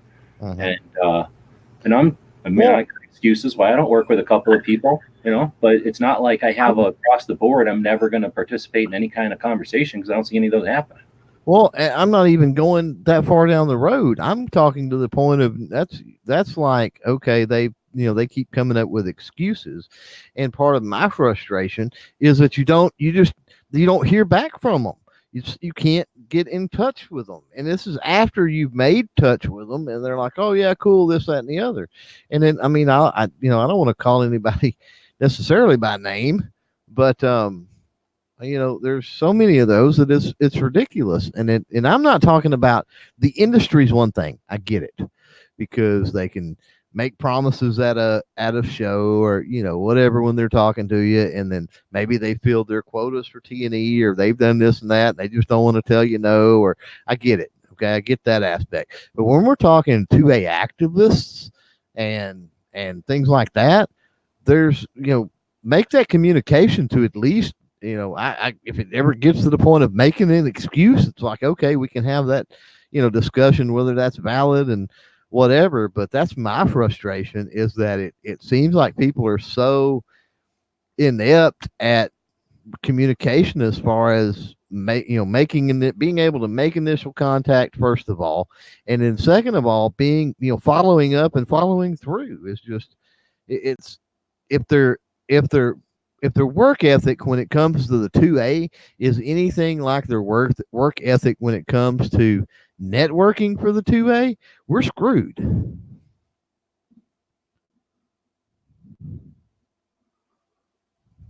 Yeah, I don't like to be pessimistic, but you're right. If they're inept, then why wouldn't they be inept at other things? And I'm not calling anybody out either, but at the same time, there's people that are standing there doing stuff because they're the ones standing there doing stuff, not because a bunch of people sat around and had a list of people to choose from and chose that person because they're so great, right? Some people just happen to be the person doing it, and they kind of suck. So there's a little bit of that too, and that might be part of it, I guess, if people are not just all in or whatever. I don't even know, because everything you say is connotative. So let's say they're not all in and they don't want to participate because it's just too much work. They're not all in. They're there to give it lip service or more, but something less than 100% dedication or devotion to it. They're just not into a monthly obligation. Yeah, I'll do it 3 times a year. I'll do it, a little bit more. It's like the whole idea of like, you don't have to be faster than the bear, you just have to be faster than the other guy. It's like, I don't have to really be 2A. I just have to be more 2A than that guy. So Right. I'll do it 3 times a year. That guy only does it twice a year. And then the next guy says, I'll do it 4 times a year. Maybe as active participants in it all, maybe an alternative way is to reach audiences together and have audiences kind of ask themselves, are you satisfied with what you're getting 2A wise from this person that you're paying attention to? And then you have to just sit there, ask for more attention, ask for collaboration, and give audiences the option. Hey, remember, you can watch what you want.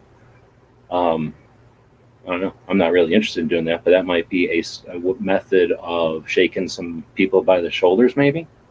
But I don't know. I'm not interested in running some sort of weird audience union or whatever that would be called. But just as individuals, people could start to challenge themselves on what they're paying attention to, what they're allowing their people to give lip service to versus time in the game, whatever the opposite of lip service is. Right. I don't know. But again, there has to be some stuff I don't want to discourage people too much. There has to be something for them to have said no to. Like, it's one thing to be upset when you go to a thing and like, then nothing happens for another year. But then after the second time you go to it and it's like, wow, this is just going to happen once a year. Yeah. Well, what if we did it monthly? Oh, that's a great idea. So let's do it monthly. Oh, that's a great idea. And you hear that 11 times.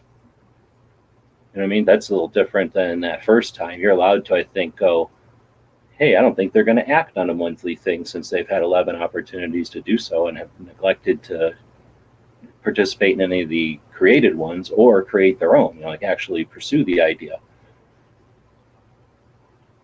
And at that point, I don't know. I don't think our only options are to go, just shrug and, just sit quietly.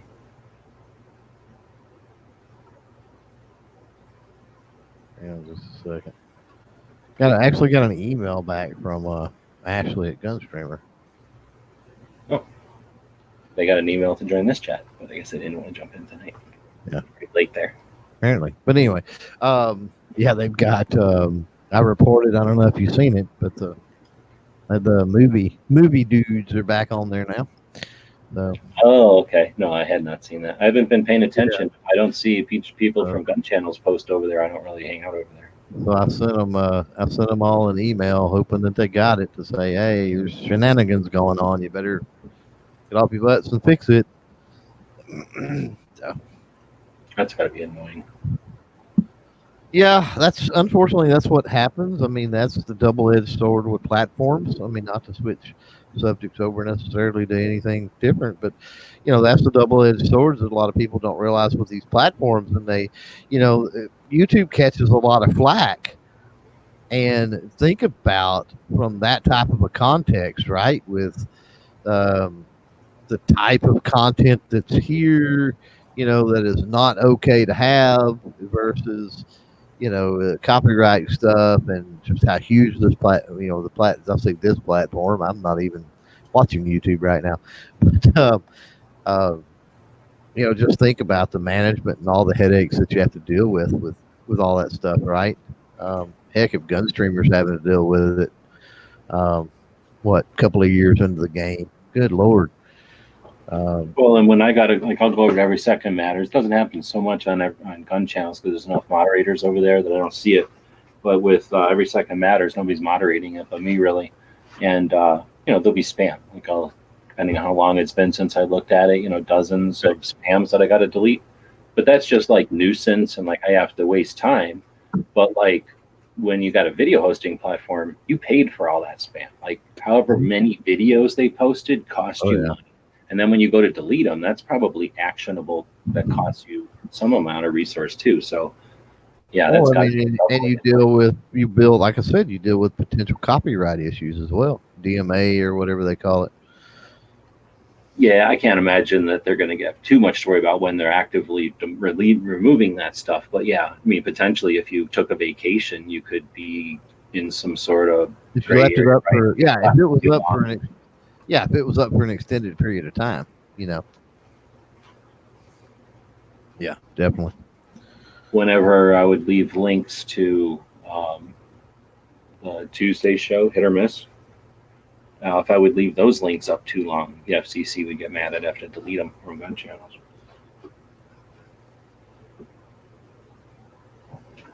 Let's see if anybody's listening. We're talking about software out there. So we got Enrique showing up. Did I tell you that Russ was going to be up there? You did, yeah. Okay. And then, no, I don't have any others that are new, I don't think. Oh, I was going to tell you on Friday, I'm planning on having a telethon Okay.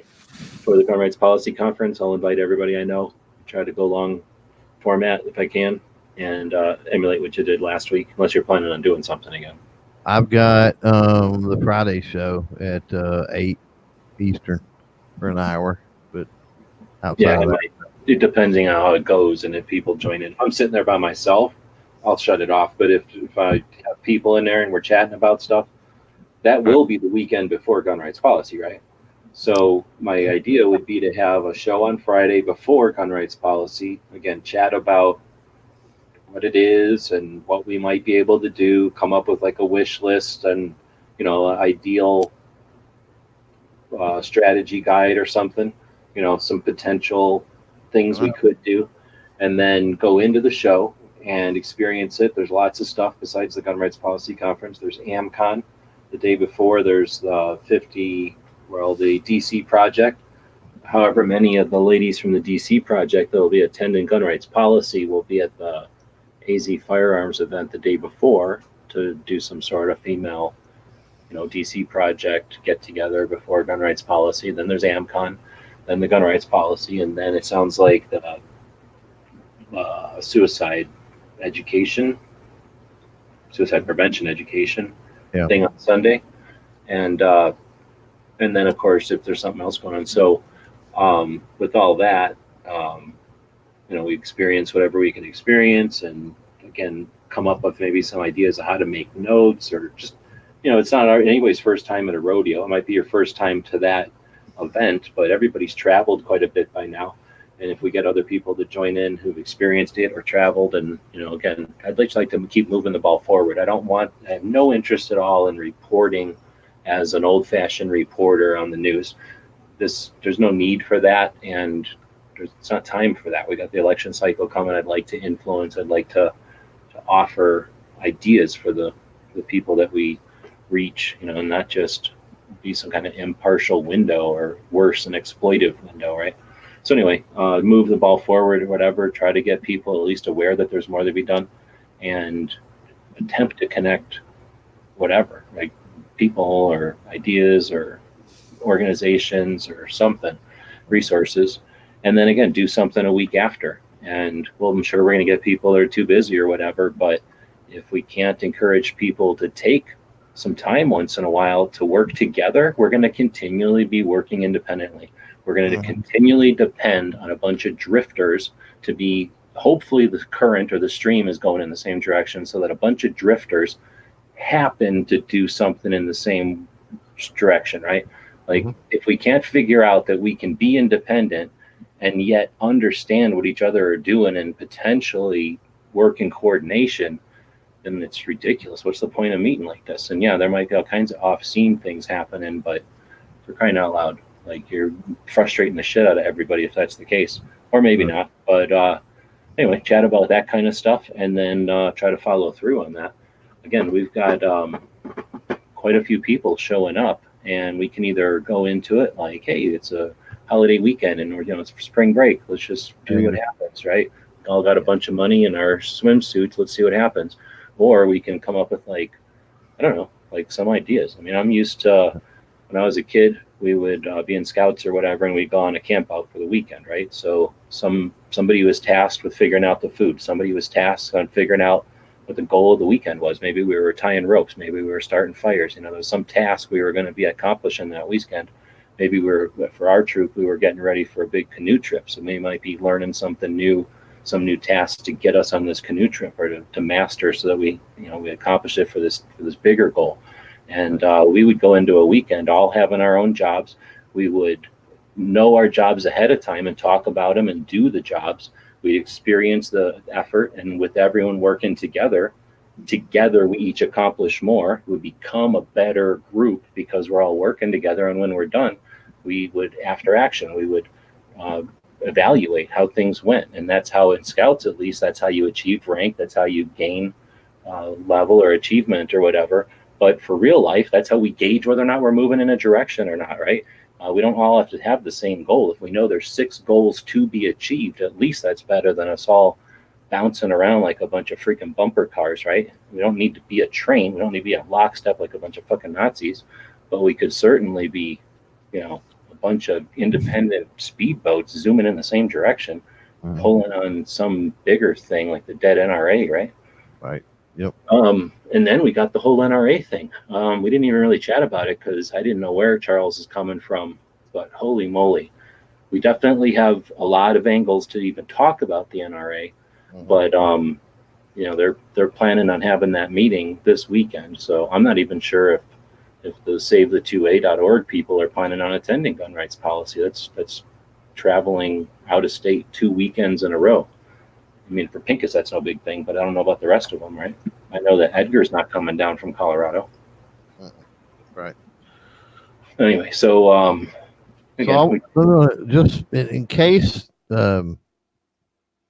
They're out in the chat. They were talking about Power Director that you were right. They were talking about software earlier, and I do want to throw this out there because it is relevant information. There was some talk about Power Director, and he was saying that he had Power Director 13.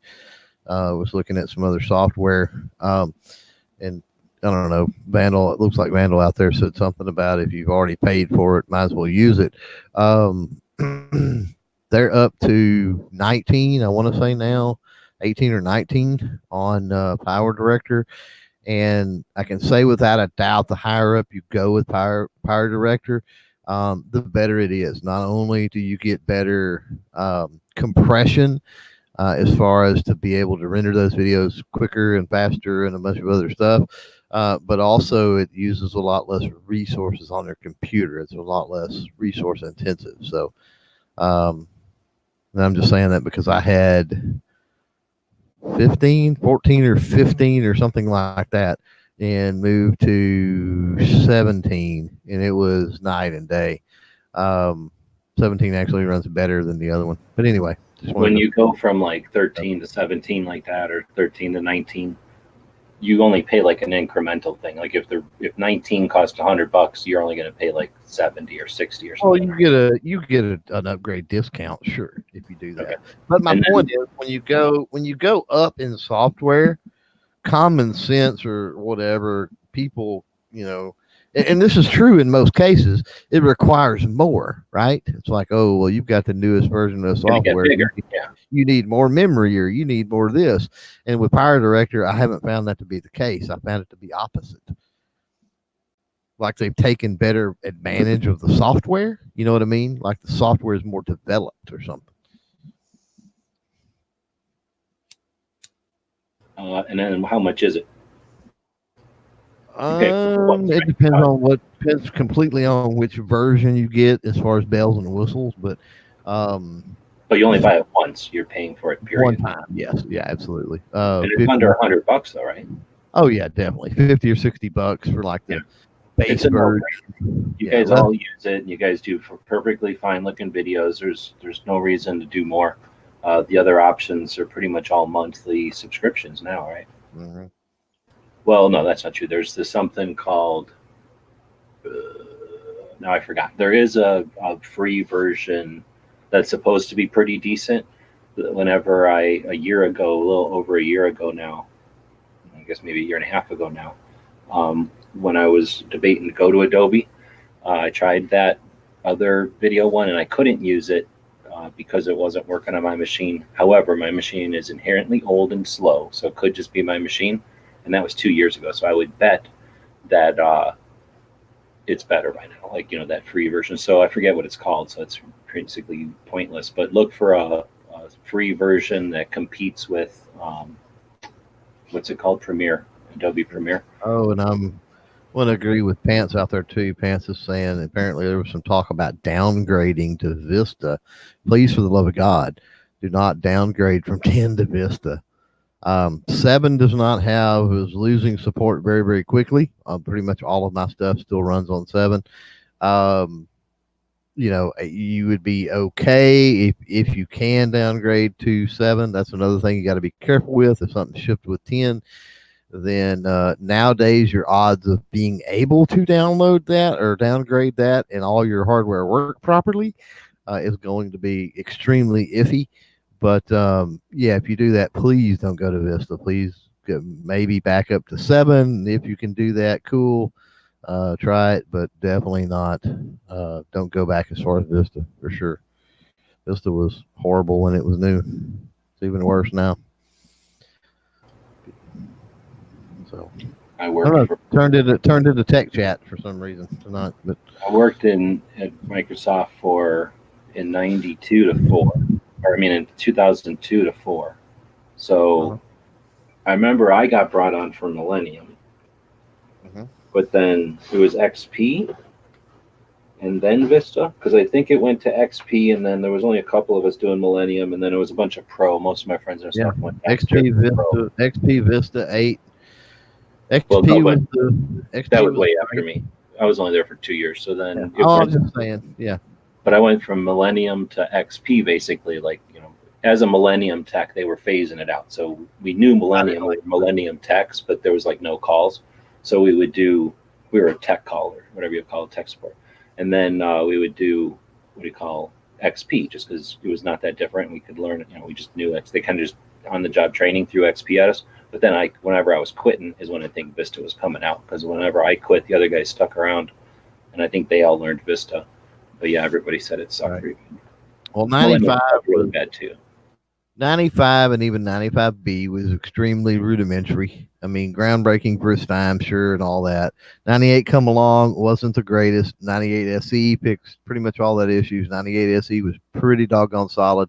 Millennium released, and Millennium was no 98 SE. And I'm speaking from an end user retail standpoint, of course, and opinion as well.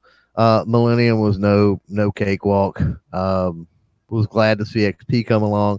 But even with, but I had actually I don't know if you were familiar with this or not, G, but I had a features pack that when I went through MCSE, I was able to obtain that basically turned 98 SE into Millennium as far as the way everything operated and looked, but you still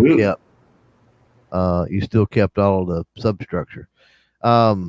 Crazy. Well, that's what I still flip all my computers back to 95, basically 98. Yeah. That's just what I was learned in. So I flip them all back, but Millennium was just a shell. It was gross, stupid shell on top of 98 kind of, so I could see how that could happen. Mm-hmm. Yeah. Yeah.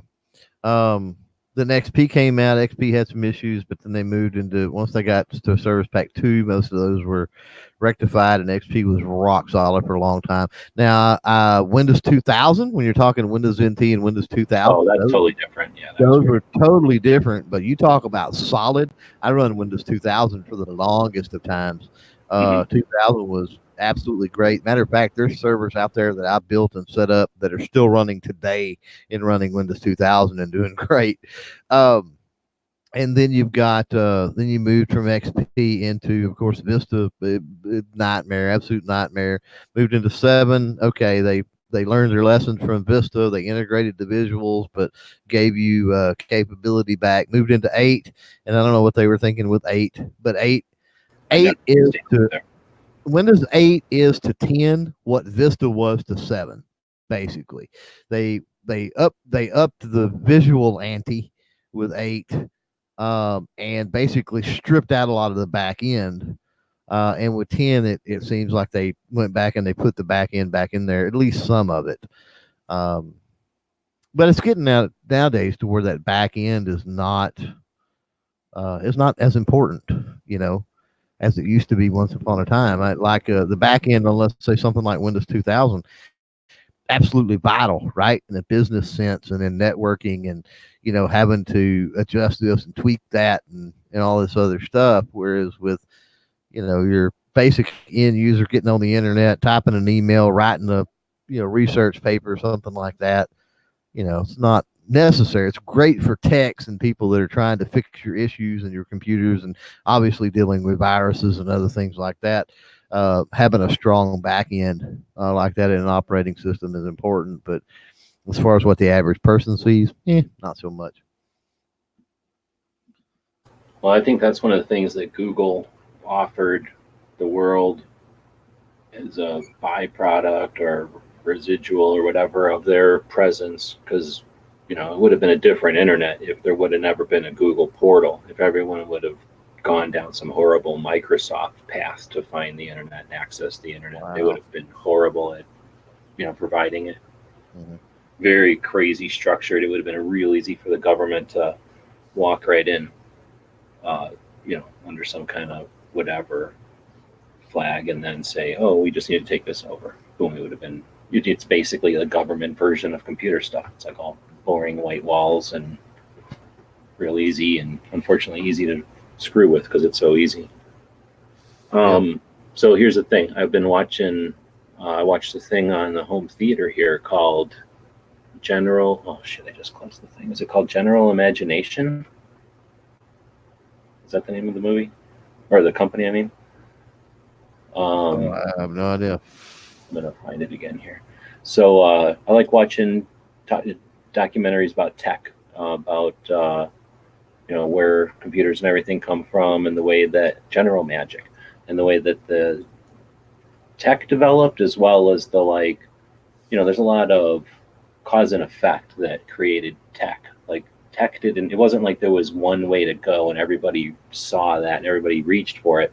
It was a whole bunch of circumstances and we'll settle for this, or people knew this would work, but there wasn't an internet for it yet. And this was an example of that. So what I just say, General Magic? Dang, I just closed it again. But there was this company that whenever we're talking in the 90s, so we're talking Steve Jobs makes the Macintosh, right? So first he makes the Apple. And according to this movie, have you ever heard of an animosity between Jobs and Woz? Oh, yeah, absolutely. Did you know that Woz didn't go to Steve Jobs' funeral? Mm-hmm. Yeah. I did not know that until I watched this movie. So he was told when the interviewer asked him, "Oh, you didn't go to Steve Jobs' funeral? Why not?" He's like, "Oh, I was busy that day." So I guess they didn't like each other at all. So I guess while he was alive, he just didn't want to bring it up. That's Woz's tendency to not be a dick about it. But if you get way back when they worked at Atari, Woz built the game that Jobs got credit for, and then Woz built the Apple, really, and then Jobs comes along. It wasn't Industrial Light and Magic. I'll go open it again because I keep freaking forgetting what I already just said. But whenever they make the Apple, it's Woz makes the Apple, and then Steve Jobs creates the company and everything. So then when it comes time to do the next big thing, you can't just snap your fingers and have a new thing. So I'm not totally sure of the relationship between Woz and Jobs when the Mac comes out, but basically the Macintosh was Steve Jobs's concept, his idea, his baby, but he didn't roll up his sleeves and do anything. He doesn't. A lot of it was given to him by Xerox. Well, I mean, the concept comes from what they called the big, there was a name for it, but yeah, this one guy came up with literally everything: the visual interface, Windows, the mouse, everything. And everybody sees it, and basically Jobs' deal is he puts it into the Macintosh. So the Macintosh happens, and again because Jobs isn't really hands-on. He's not the nerd. He's just the idea guy. Okay, the movie is called General Magic, and that's the name of the company back then, General Magic. So Jobs creates the Mac, and it sounds like he probably didn't. I always knew that Woz wasn't really involved in the Mac, but it sounds like one of the reasons he wasn't involved in the Mac is because he wasn't really all that happy with Jobs. So anyway, Jobs makes the Mac, and because it wasn't his own thing, it kind of just got taken from him, and Apple or Mac or whatever, Apple, I guess, kicked him out, right? So this is the time frame when Apple kicks out Jobs, and that other guy's running it, and a bunch of people leave Apple because they kicked out Jobs, but they didn't necessarily go with Jobs. They wanted to work in a company that Steve Jobs built because of these crazy hippie ways, and they didn't want to work for this new guy to make Macintoshes or whatever. So they go off, and this other guy, who I don't remember his name, I don't know if he has a name that everybody can be like a household word or not, but they created a company called General Magic, and their concept is a smartphone, basically. So this is in 1995. They have the concept of a screen, they have interface with a touch screen, and it's a telephone format, and it's a notepad. No, this is 95, so they don't know what a smartphone is, but they've got this idea of a portable computer that can somehow connect to other things, and they get AT&T on board, and they get Sony on board, and General Electric. So they're going to build it. AT&T is going to create this infrastructure network, and then General Magic is going to create the software. And they go super hippie on it. And this documentary is awesome. It's footage that they hired. They must have known that they were going to be significant in time, right? So they hired a video guy to video the whole thing as they're sitting around, and real hippies, like they're creating this company sitting on the floor on bean bags and probably getting drunk and doing all kinds of stuff, creating this company. And that's kind of the reason you never heard of it before, because they came up with they brought all these brilliant people from Apple who had created the Mac and know all the people there are to know, we're the creators of everything. The people that end up being the people that create the iPhone, the people that create the iPod, the people that create all these different companies come from this one company. But at the time, they're just sitting around with crazy ideas, and what they never actually build, but they kind of build towards, is a thing that just couldn't exist in 1995. And then if you remember, Apple came out with the Newton, which was sort of like a quick and dirty version of what they were doing, because Apple was like, let's just get this out there and try it.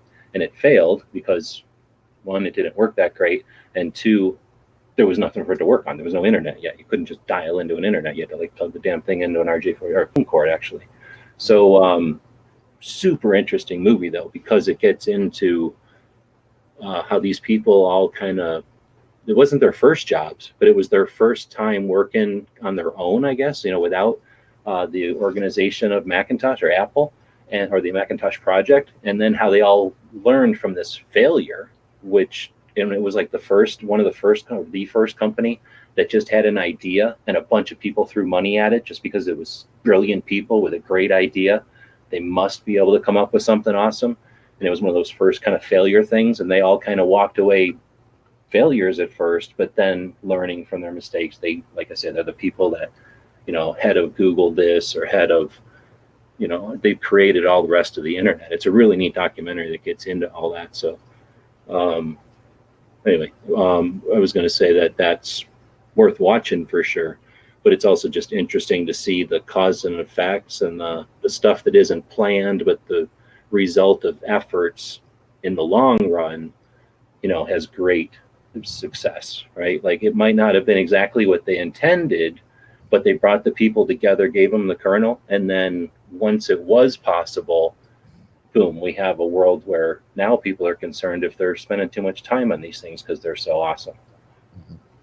Oh, and it also gets into the whole, these are the people that created it. Oh, no, sorry, you know what it is?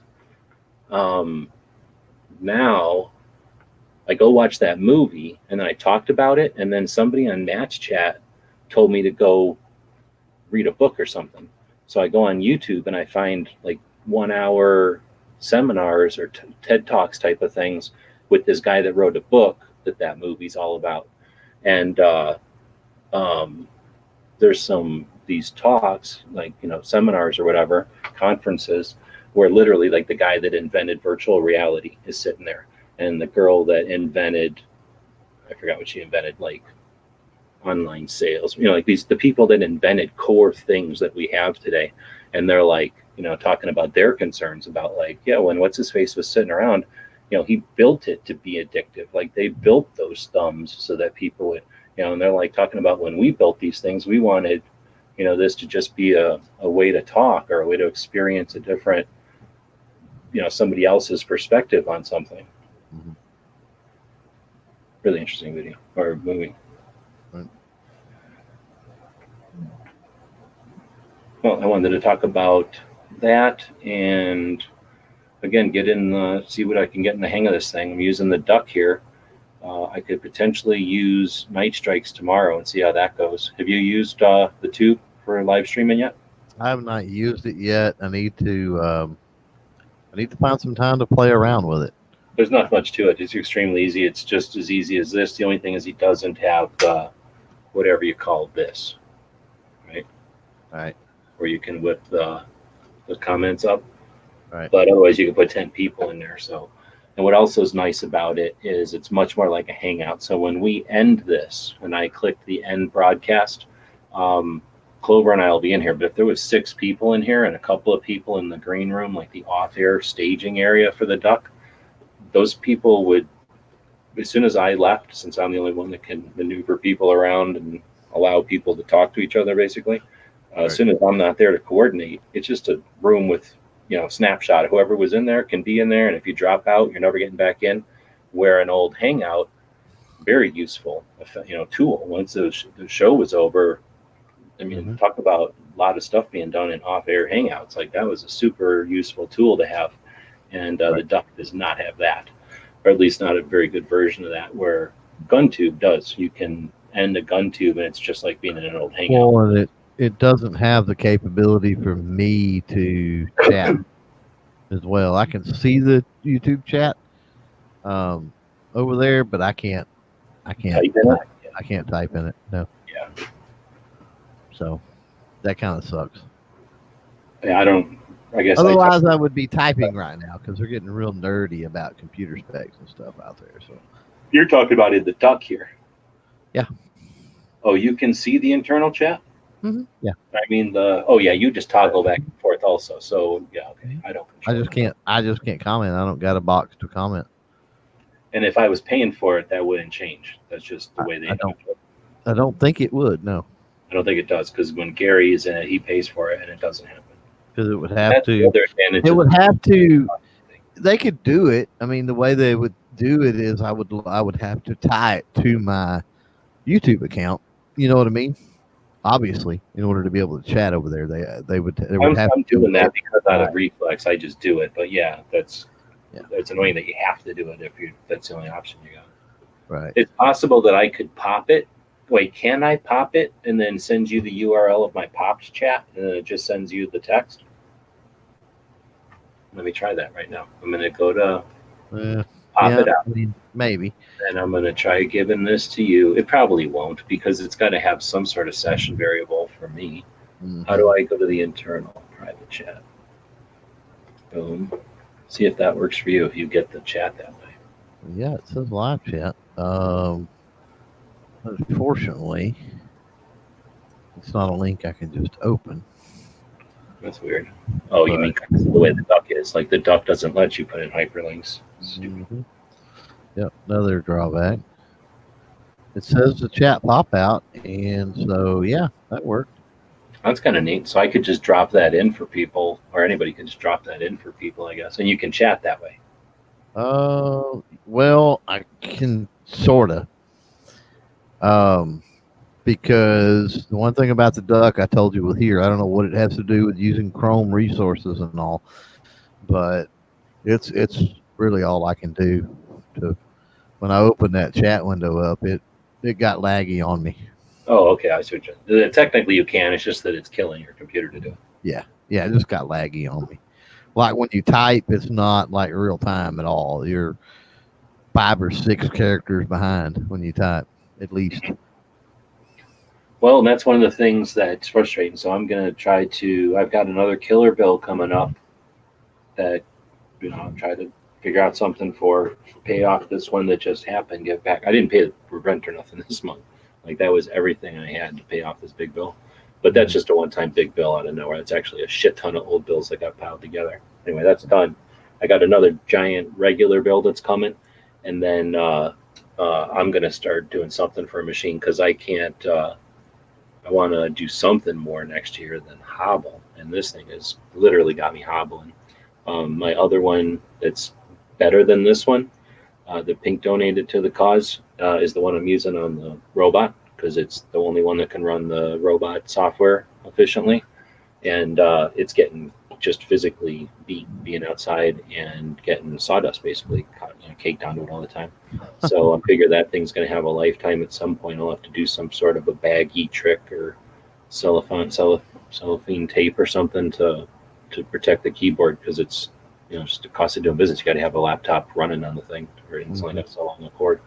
But anyhow, so I do need to get a better machine. So I'm gonna start looking at how much it really costs to get something decent because we were just talking about software and stuff. My software works, but like the streaming stuff doesn't. It needs my video card, and I don't have to go crazy, but I just want to get a video card that can handle whatever's maybe current, so that it may be even for the next step. So I don't have to buy a laptop soon. All right. Yeah, some sort of a Kling. That's what I'm thinking.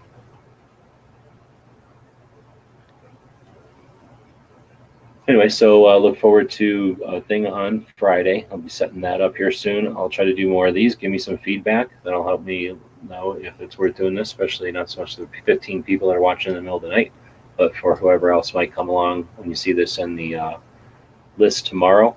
There are a lot of good shows out there. I want to promote again the Monday shows today. Clover had a show. Travis had a show. So that's Travis P11, right? Caliber Corner. Then Matt had his regular Monday show. You had SaveThe2A.org, which is the organization out of Colorado that's attempting to rally NRA members, life members that have the ability or have the interest to try to repair or salvage whatever's left of whatever condition you believe the NRA is in. And they're attempting with 5 bullet points, 5 calls to action to coordinate NRA members. And that's a organization that does some amount of travel. They're going to go to the NRA board meeting where the board of directors are going to meet in Virginia at the hotel that I posted on the main page of Gun Channels on Saturday the 14th. And they'll be meeting throughout the week. They mentioned the 36 boards, I guess, right? The different divisions. And that might be an interesting subject for a chat, Clover. That's all the stuff that we care about: the museums, the safety, the ranges, the child education, the concealed carry, like all the different projects that they do, as well as like administration and whatever, treasury, like all those things are in there. There's 36 of them. They'll be having those meetings throughout this week in Virginia, or in Washington, D.C., basically. And then on Saturday, it culminates in the actual board meeting. They hypothesized today in the SaveThe2A.org podcast that since, what's his name? The guy from Iran-Contra, who was their president, Oliver North, has been the president of the NRA. He resigned as president, but not from the board. So they're wondering if he might show up on Saturday and wield some influence. I don't know, right? He is a stand-up dude. I mean, love him or hate him, I think he believes in what he believes in. I don't know, but would love the idea of it. They're hoping that they'll have access, or at least the guys from 2A, SaveThe2A.org, are hoping that they'll have access in Virginia when they show up at the meeting. They're suspecting that it's going to be a closed executive meeting or whatever it's called. But we'll get feedback from that. We've got some rallies. Sounds like there's one tomorrow in Massachusetts. No, Pennsylvania? Ohio. Michigan rally at the Capitol from 10 to 2. Thank you. You're reading my mind. There you go. So in Michigan, there's one tomorrow. And that's one of the things that, let's say I build a platform and put it online, and then I'll put a couple of tools on it, and one of them will be a calendar. And I'll let everyone who wants to join, all you need is an email address, have access to post things on that calendar. And let's say that thing becomes 6 years old. So it's more than established, I think. There's very few things online that are 6 years old anymore, right? And I guess there's not, that's not true, but there's very few independent projects that last 6 years, right? Collaborative efforts like this. And I can't get people to put their events into that calendar, right? So, like I said, I don't have infinite ability. I don't fucking get up every morning and go, hey, I care about 2A. I like to enjoy my life and stuff. It's just that I can't stand the concept that all this stuff is going to just not get coordinated at all, and that we're not going to like kickstart some sort of minimal effort to do stuff efficiently, or like, in a succinct manner, so that we start to share effort instead of be amazed when we work together accidentally, right? Randomly. So I mean, again, I can't volunteer. I wish I had the damn time to volunteer to put all these rallies together, but I can try to do a daily show and then put some of my, I wish I had the effort to put together a show out. Fucking hard enough to just do the damn thing. But one of my goals is to figure out these damn rallies and get them in Every Second Matters. We have the ability to put stuff in the calendar there, based on who's promoting the rally, and then of course putting them under the state section as well. So there's the calendars, there's the organizations that are putting them on, and there's the state section. So we could be posting that stuff, and then hopefully once we kickstart that concept, when we have people posting, which are now becoming regular things, that creates the bulletin board that others use. And then it becomes, it works. Like nobody went to YouTube and, had to be shown how to use it, right? Like people figure it out and they just start using it. So I'd like to get that started on like Every Second Matters, or ideally on gun channels, bring a bunch of creators together who have questions about video editing software, or, how to store stuff on the cloud, or, what's the best way to start a relationship with a gun shop, or, how do I get to SHOT Show or something, and get those kind of questions working, daily on gun channels, and then the 2A efforts coordinated through something like gun channels, through Every Second Matters. So again, I'd love to say I can do more than create the damn platforms and keep them alive for 6 years, but I tell you, it's a fucking struggle just to keep them online and pay the bills and try to keep the rain from coming through the hole in the roof. So I'll continue to effort on that and continue to run this show so that I can at least point at some of this stuff, and maybe somebody will come along and go, that guy sucks at doing that. They'll do it way better. And then I can quit doing it, right? So we'll be passing the baton off here next election cycle to the kids that were born since 2000. So kids that were born in the year 2000 are going to be 19 years old. That means they're going to be voting for the first time.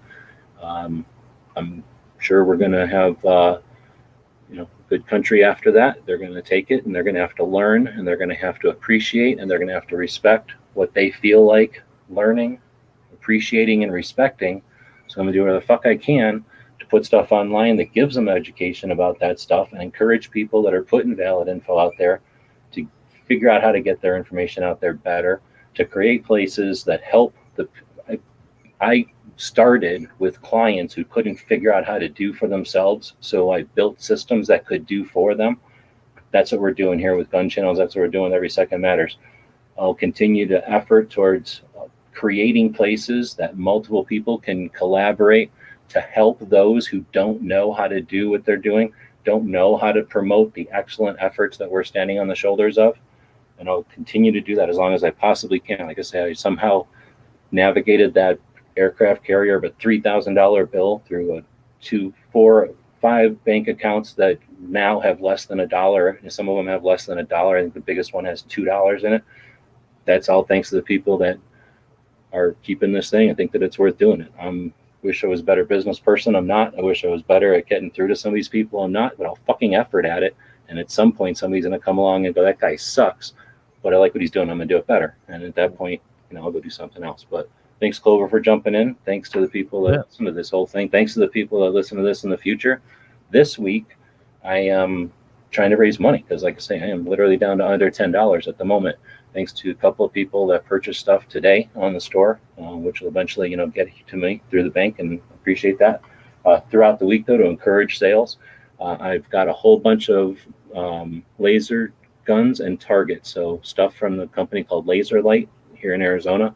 They invited Joe and I up to their place, which is up near Prescott, Arizona, and invited me up there in the 2014, 15, maybe 16. I don't remember, but I was still kind of doing videos, and invited me up there. I assume because I'm a YouTuber and stuff, and I get all the way up there and we unpack everything, and they go, "Oh, no videos. Like you can't take videos in here." So I'm like, all right, that's not the first time I experienced it, but it had been a while since that happened. So I'm like, all right, and we toured the place and we learned all about it and we talked to them and we saw the vault. They have a really neat vault. They make laser grips, so they have a sample of a lot of different guns to put laser grips on. Really neat experience, great people, made stuff here in Arizona. And anyway, so they also gave us some stuff to play with, and we took that stuff to the Big Sandy shoot, and we've kind of just been sitting here. So I put that stuff together into 2 packages. It's the laser itself, which is either the compact or the full-size laser gun. Turns out those are worth $150 a pop. So they're used. So let's say they're worth $100 or $50 even. Then we got the colored targets, which turns out aren't even available anymore. So I should not have put them up for giveaway, because it turns out they're really cool and I can't replace them. But they cycle through 4 different colors: blue, green, yellow, and red, and different time, like a random time and a random color order. So you have to differentiate the target and you have to be quick about it. So it's a great reflex type target. It'll be audible or visual and audible. So you can be quiet about it, or you can get some audio feedback from it. Then they have their bread and butter are the marksman type targets, where they just look like a bullseye target. And every time you shoot it with the laser, it remembers where you hit. And then when you hit a little display button on there with your laser, it'll display where your prior hits were. So you can have a competition and not be distracted by your previous hits, and then see all your hits at the end. Another little button, you can clear them. So those targets are like $200, $150, let's say $100, because they're used now. So there's 2 of those and 1 of the color targets in each of the prize packs. And then there's these little cans. Now the cans are their like old version. They've come out with newer versions since then. So let's just say they aren't worth anything. But there's 3 of them, and back in the day they were worth $100 and something for 2 of them. So they're not inexpensive targets. But they're pretty decent. I mean, they're solid, and we've been using them for a while. They certainly survived sitting here for a long time. Anyway, I've packaged those things up, and any purchase of $25 or more from the store this week before Thursday will be in the running for those. I'll pick randomly somebody who's purchased something over $25, and the first person picked will get their choice of either the full-size set or the compact set, and then the second person picked will get the other. And if we get a bunch of people participating, right now there's 3 people, so it's pretty good odds, 3 people. If we get a whole bunch of people, hopefully, I do have a couple of other things from Laser Light, some like a 9mm cartridge that's actually a laser, but I don't know if it's a 9mm or if it's the like universal, like it works in most pistol. I don't really remember. It's sitting on a shelf, so I'll go find that. I might have another laser grip. It was stuff that we were going to use as giveaways in this show, and we just never really did a fancy enough quiz to really get those going. So anyway, I'm going to try to encourage some sales. Hopefully we'll get enough sales that'll get me not only pay some bills, but pay the mortgage, and look forward to next year or next month. I got another big bill coming, and then we got the Gun Rights Policy Conference in the middle of all this. So we definitely encourage some sale, or would like to encourage some sales, and appreciate anybody who can participate this week. And like I mentioned, on Friday we'll have a gun rights policy telethon type of long format show, and during that show on Friday is when we'll pick somebody from the week to win those laser packages. Awesome. So again, thanks, Vandalissa, saying you pitched in. Oh, thank you for asking about my PayPal before. I appreciate that, and I'll see what I can do. Obviously, shipping can be expensive, but work something out if you end up winning. We'll keep you into the drawings.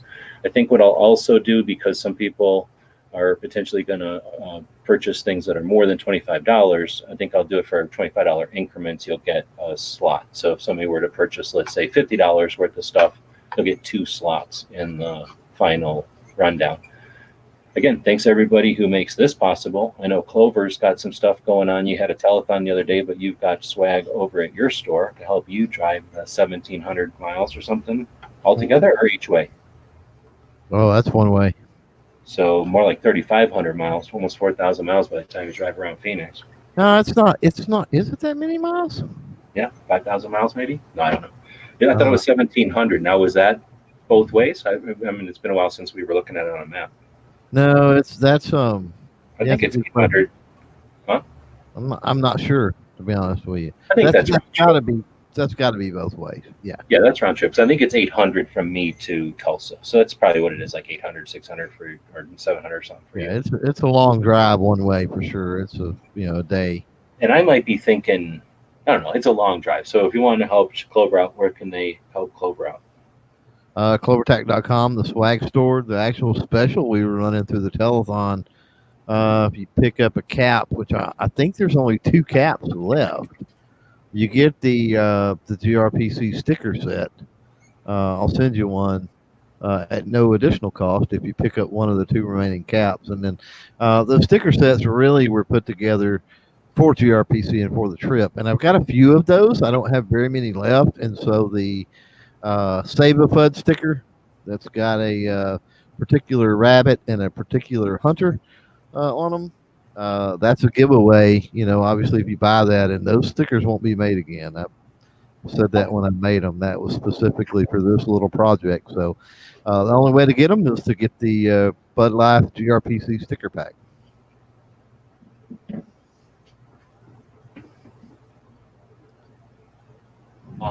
What is your PayPal if someone were to just want to donate a couple of bucks to PayPal.me/CloverTac, I believe. now, It's on the website. If you go to the website and you look at the social scroller, I've got a scroll bar there that you can scroll through all the different platforms we're on. Just scroll through that, and when you come to the PayPal icon, that's linked up to the PayPal me.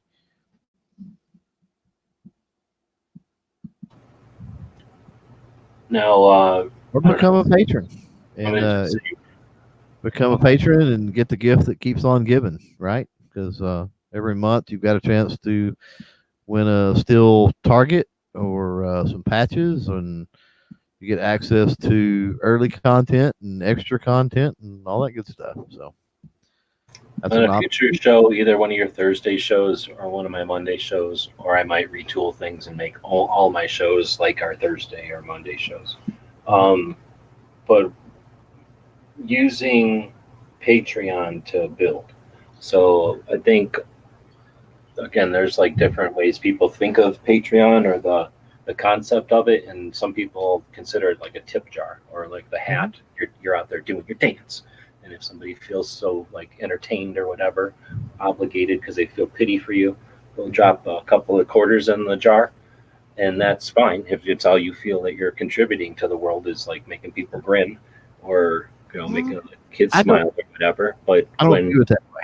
But I know I'm saying there's plenty of people that do. But for the people that think of more it of to me, that's more of a PayPal me or something like that, because Patreon is a monthly thing. It's like a monthly commitment, really. So that's more like Patreon to me is more akin, even on a very basic level, is more akin to the Adopt a Child in Africa type thing.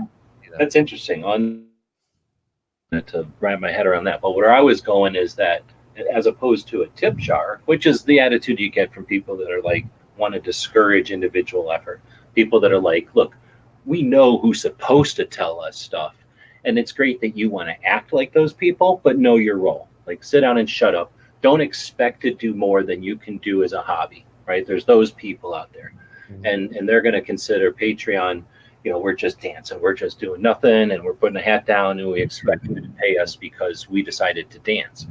Where there's other people that understand that what we're trying to do here is more than just entertain you, and just because you interpret it or some interpret it as casual entertainment or mockery, others consider it an effort, right? So there's some motivated effort. So what I'm getting at is, instead of thinking of it as a tip jar, to think of it as a book that's being written chapter by chapter or whatever, I think more than page by page, but like chapter by chapter or something, or maybe edition by edition. Or so unlike a magazine subscription where the best you can hope to attain is like a stack of independent things, is it possible to think of our channels, our projects, our efforts, and not necessarily like just one, but maybe our projects, plural, whatever, our projects are works that are like more like a novel, where it's going to have it's a accumulation of chapters. It's a a bunch of stuff that together are a bigger thing, not just a pile of magazines that each have their own. I mean, they might have a similar format, but they each have their own. Very few magazines have like some kind of theme that goes through them throughout the year, right? It's just a bunch of articles randomly, maybe based on whim or whoever. They're trying to influence something or they're trying to react to something, but very few magazines have like any kind of current theme. They're not like chapters of a book, for example. They're not like editions of an encyclopedia. They're not trying to complete a project. They're not trying to be a project. But a lot of the stuff that we're doing can be that way. I mean, there's certainly people that are just blah, blah, blah, doing their thing, drifting and, sharing their drifting with the rest of the world. But there are people, I think, I'm going to go ahead and say budget, right?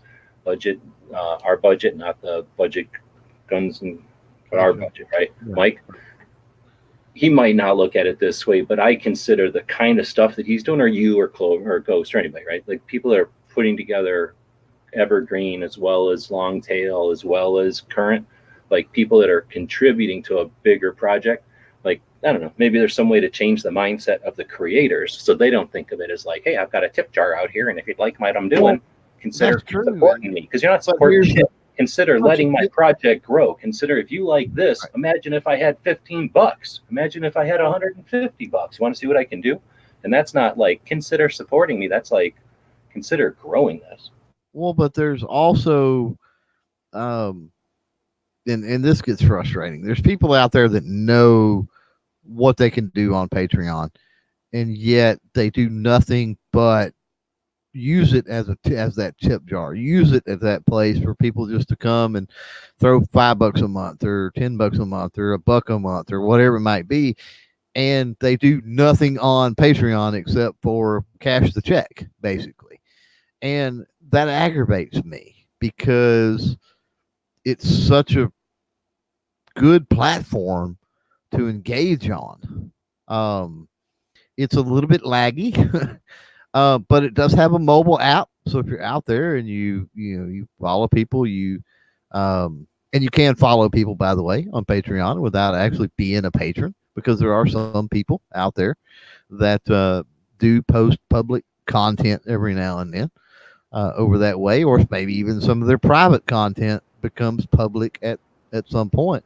But yeah, it's its own platform with and there's a couple of things that aggravate me, and like I said, that one is to see the creators that don't utilize it, and so it disenfranchises in a way.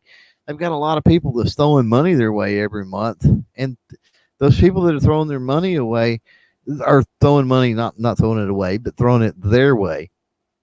They may not; those people may not even understand how significant, I guess, the platform over there actually is, because they're supporting channels that do absolutely nothing, and it's aggravating.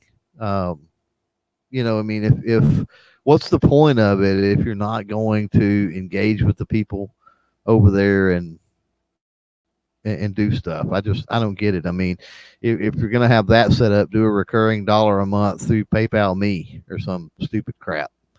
I don't know. That's my take on it. And I think we're going to talk about Patreon Thursday night. There's several things that I do want to discuss with Patreon. So this may be one of the things that comes up. Yeah. See, I don't look at somebody else's success. I mean, it's frustrating sometimes to be like, oh yeah, wouldn't it be nice if that empty truck driving down the road would let me just drive on the back so that I could take a nap, right? I mean, it'd be great to have things be more efficient, but then we live in some kind of crazy Borg world. So it's frustrating when somebody comes along and just gathers, let's say, $10,000 to $20,000 a month off of Patreon, doesn't even act like it's a thing, and then goes out and says, oh, let's buy some t-shirts because we got to keep our projects going, right? Like, I have no idea, but when we have stuff that's at that scale, it's frustrating. But what I kind of like to think of it as, the way I do think of it as, is you're on the highway and you're doing your thing. That's like the person who's driving with the convertible going 1,000 miles an hour or whatever, just kind of not quite being reckless, but just blowing through, not traffic, but, just going faster than everybody on the highway. They're kind of like a blip and they're gone. more than likely they're not bothering anybody, and they're listening to the radio, and everybody went, "Wow, look at that," and saw the blonde hair waving or whatever. But it just lets me know that the highway's sound and that there's plenty of road ahead, that, the concrete's in good shape, that, there's gas to be bought. I mean, it's just telling us that there's a good environment. And that means that there's that many people that understand what Patreon is.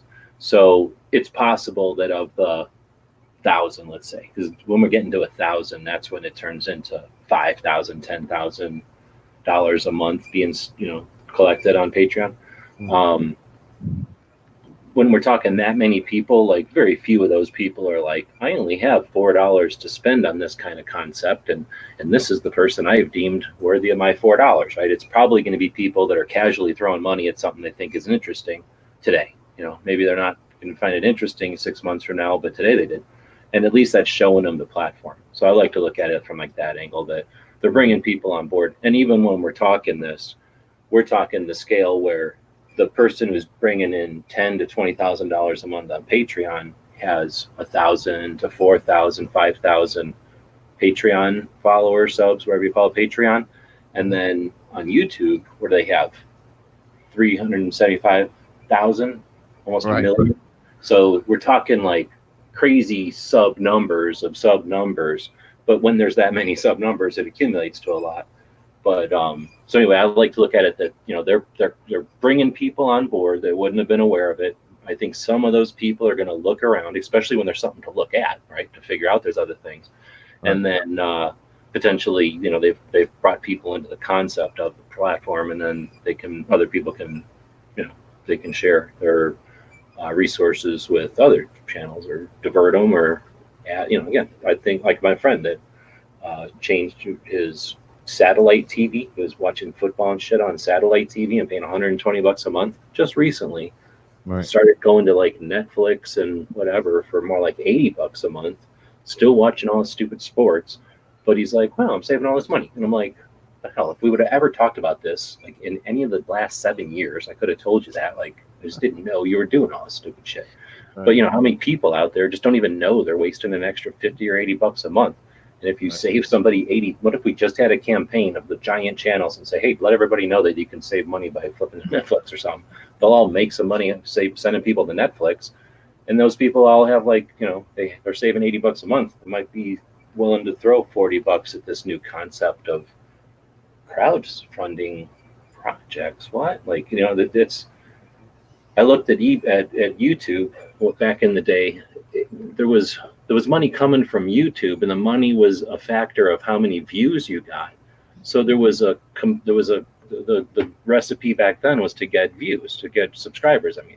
Because we saw subscribers being regular viewers, right? So you're going to get views if you have subscribers. At least that was the recipe. So, it created sort of an engine. It created a method. It created a recipe. And that just needs to be figured out over here. Like, hey, there's more than just the tip jar over here. There's more than just the oh, I deem this hilarious. Here's a quarter. This is funny. Here's $1, or the wow, I think you're gorgeous. Here's $100. I get a lot of that. Yeah. Rich ladies are always giving me money because I'm an object. Sure. Right. Or how do we attract more of those rich ladies that consider us objects? Because I'm down for 6 or 8 really rich old ladies that want to consider me an object and just give me hundreds of bucks. Not to bug you guys about it at all. Right. Off of my sugar mamas. I could probably juggle 4 sugar mamas. I think we have to start checking the online obituaries for some very affluent communities in some of the larger cities, and I think that's the first step. We can kind of narrow it down, know who to target from there. Should hang out in Vale, Aspen. Right. All right. Well, so we had a question before, and I totally blew it off. I was going to say something, but then started chatting about stuff, and I like to rant. So Brad had asked earlier, how do we remind these politicians that they took an oath to defend the Constitution rather than pick it apart? ? I was alive in 1994. I was minding my business. 1994, I was literally minding my business. I was out of the Army, being a hippie, minding my business, and then working for a living like everybody else. And then 1994, we get the assault weapons ban, and it's like, what the hell just happened? got infringed, right? So what happened then, pre-internet, I mean, I guess the internet technically existed, but basically pre-internet, pre-anything, at least I didn't know anybody, there must have been some sort of competition shooting or people that went hunting together, but like for the most part, unowners were like people that own Mustangs. Very few of them know each other. They just happen to all own them, right? So somehow everybody got together and pretty much voted everybody out of office that touched the 1994 assault weapons ban. So that's my first answer, is let's remember that the government employees work for us, and that you can feel you need to be motivated for something, or you can just actually do something when time comes to actually vote, and literally vote everybody who touched it out of there. So that's one thing. It was way easier. It's easier said than done, of course, because it was all a bunch of Democrats back then and blah, blah, blah, and blah, blah, blah. There's all kinds of excuses and reasons, but that's the first one. Remind the representatives who they represent and whatnot. It's easier said than done, I know, but there's at least efforting towards that concept of it. And then the other side is to, again, it involves working together. It's, in my opinion, it involves working together because we have enough resource. If we take just the active people, like in competition shooting, we take just the active people in the Olympics, which are two different things. Competition shooting and Olympic shooting, two different things. We take the people that are active in the shooting sports that emulate hunting, again, probably different. SAS, different. We're still in the realm of competition shooting. We get into hunting birds versus hunting elks versus hunting rabbits and coyotes. Different realms, all in the same area, right? We've got so many people that are just drifting right now, doing their own thing. Even if we just focused on the true 2A believers and all of those organizations and brought all those people together somehow and said, hey, let's all work in the same direction here. Trump just got rid of bump stocks, or Trump's thinking about red flag, and the NRA is probably not going to be our superhero. So, right, and we get people working together. I think that is how you get the politicians to realize that our requirement of them is to respect the oath, and we get the politicians that we demand. So if we allow politicians to be unscrupulous and we say, oh, and there's nothing I can do about it, and I'm not going to be part of the rally or the things that are necessary on the soapbox side of it and on the public meetings part of it and on the getting the word out part of it, then honestly, there's no point. And that's that'll change it. I don't think we need participating in that. There's another aspect of that too, which we've seen with the rally recently. I mean, Roll Call, for example,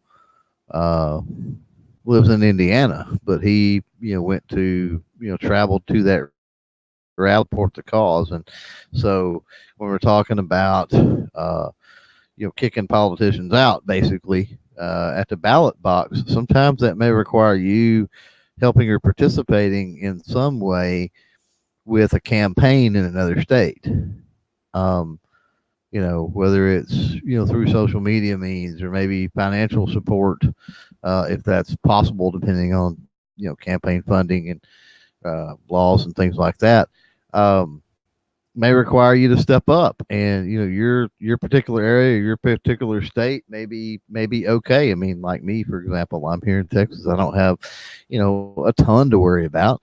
Some of my efforts in campaigning and all of that can be for somebody else. And I'll use a good example. I mean, how many people out there have helped out, contributed, shared, said anything about Maj running for city council in Philadelphia? Right? That's a big deal, and that doesn't affect me, doesn't affect you, doesn't affect probably anybody out there in the chat right now. But it's a big deal. Well, two things. One, you're right, but it also there's effectiveness. So there's the intermittent, like casual, remember Maj, or did you know about Maj?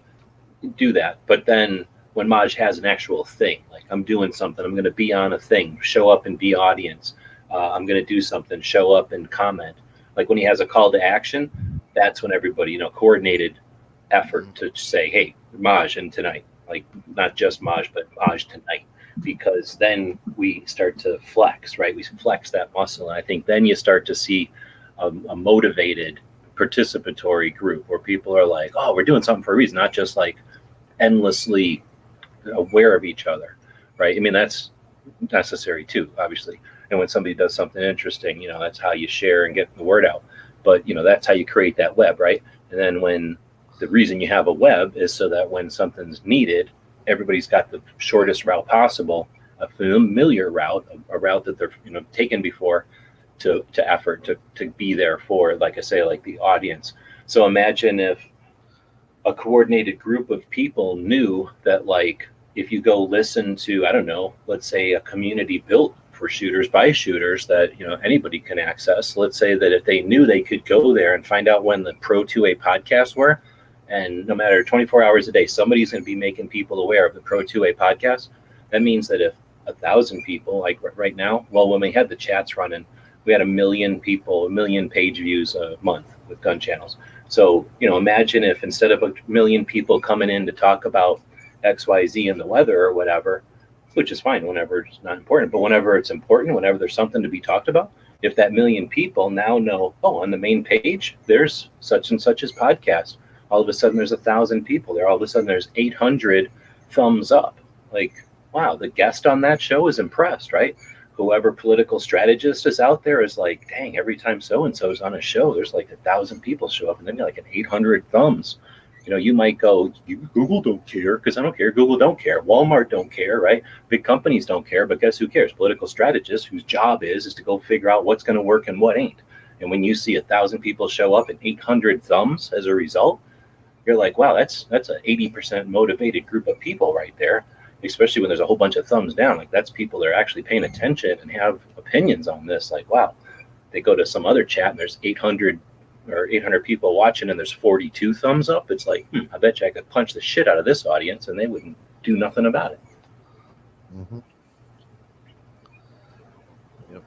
Going all over the place. Dead Horse saying he's decapping 9mm. So normally we wouldn't allow that on this show. However, decapping kind of sounds violent, so you can be mean to 9mm during this chat. Just don't help 9mm during this chat. Like, you can grind on 9mm during this chat. That's appropriate.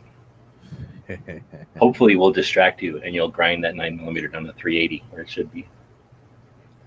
If you were like case lengthening it. All right, well, so again, episode 875. I enjoy doing this show. I basically just got very few days left for the Gun Rights Policy Conference. I'm at my wit's end. I don't have a relationship enough with anybody at the Gun Rights Policy Conference to, get them to join the show for any other reason other than no reason they don't join the show. So I'm going to continue to do the show as I can. I want to do a couple of things as far as the calendar and stuff. I'm going to experiment with trying to smush together some of the projects I was doing. I like doing the history. I want to put a little bit of commentary out there. I want to start addressing some of the shows that I think are worth listening to, that are encouraging to me, that make me confident that we're going to be handing the baton off to people that are more than competent, that are probably more active than us. One of the reasons I like listening to the shows and watching them, I guess, is to understand the way that they talk to each other and the things that are important to them, and then continue to build the 2A history stuff. We'll continue to have gun channels. Gun channels ain't going nowhere. It's a community. We built it so that we can weather through storms, so that there's an oasis when needed, so that there's a bazaar or a fairgrounds when times are of plenty, and people can use it as they will. I do not run it with an iron fist, so you will not see rules other than be civil to each other. So if it's frustrating that it's not working the way you want, I encourage you to roll up your sleeves. People like Pink Panther, people like Knives, people like Quark, people like Dead Horse in the chat right now have rolled up their sleeves. People like Jimmy, people like Clover, and others make gun channels what it is. I can make it exist, but I do not have anything to also stir the pot and add ingredients. I can build the shell and I can build the platform, but my goal is not to orchestrate some sort of weird community there that under some rule. Like, it's there to be a resource. Let me know what we need. If it's within reason, we can attempt it or make it happen.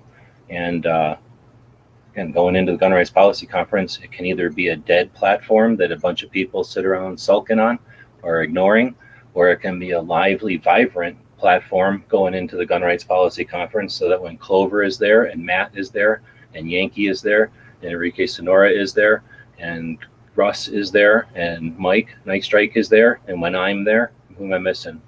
Clover, and potentially others who are aware of the platform when they're talking to people at the Gun Rights Policy Conference about this thing called Gun Channels that brought people together, that has 24-hour conversation. If they go over there and the last thing they see or the only thing they see is me posting everything, that's a first impression that you cannot change. If they go over and see activity and they see conversation and they see optimism and growth, then maybe they'll want to come join, and maybe we'll change Gun Channels. It's changed over the 6 years multiple times, and that's 100% due to people who are Gun Channels, not due to my influence, other than saying stuff like this occasionally, letting people know that it's your platform to ignore, your platform to manicure, your platform to water and flourish, or whatever. But whatever. Anyway, it's not going anywhere. Thanks everybody who supports what I'm doing. Thanks everybody who supports what Clover is doing. Thanks to the people that support all the the efforts of all the valid projects that are out there. And let's just pay attention to this shit, huh? 11 of you. So thanks. I'll let Clover wrap it up. Gonna let me wrap it up. Yeah. Do I have to shut it off on YouTube or just click end broadcast in the dock? Just click on end broadcast. Yeah, I mean, I'll just wrap it up by saying, yeah, be more aware. I mean, we talk about self-awareness and situational awareness and a defensive type thing all the time. But how often do we talk about being situationally aware in the abstract of life and things that are going on, right? So, yeah, open your hearts, open your minds. For God's sake, open those wallets if the cause is worthy, and yeah, all that good stuff. Kill it for 3 hours in.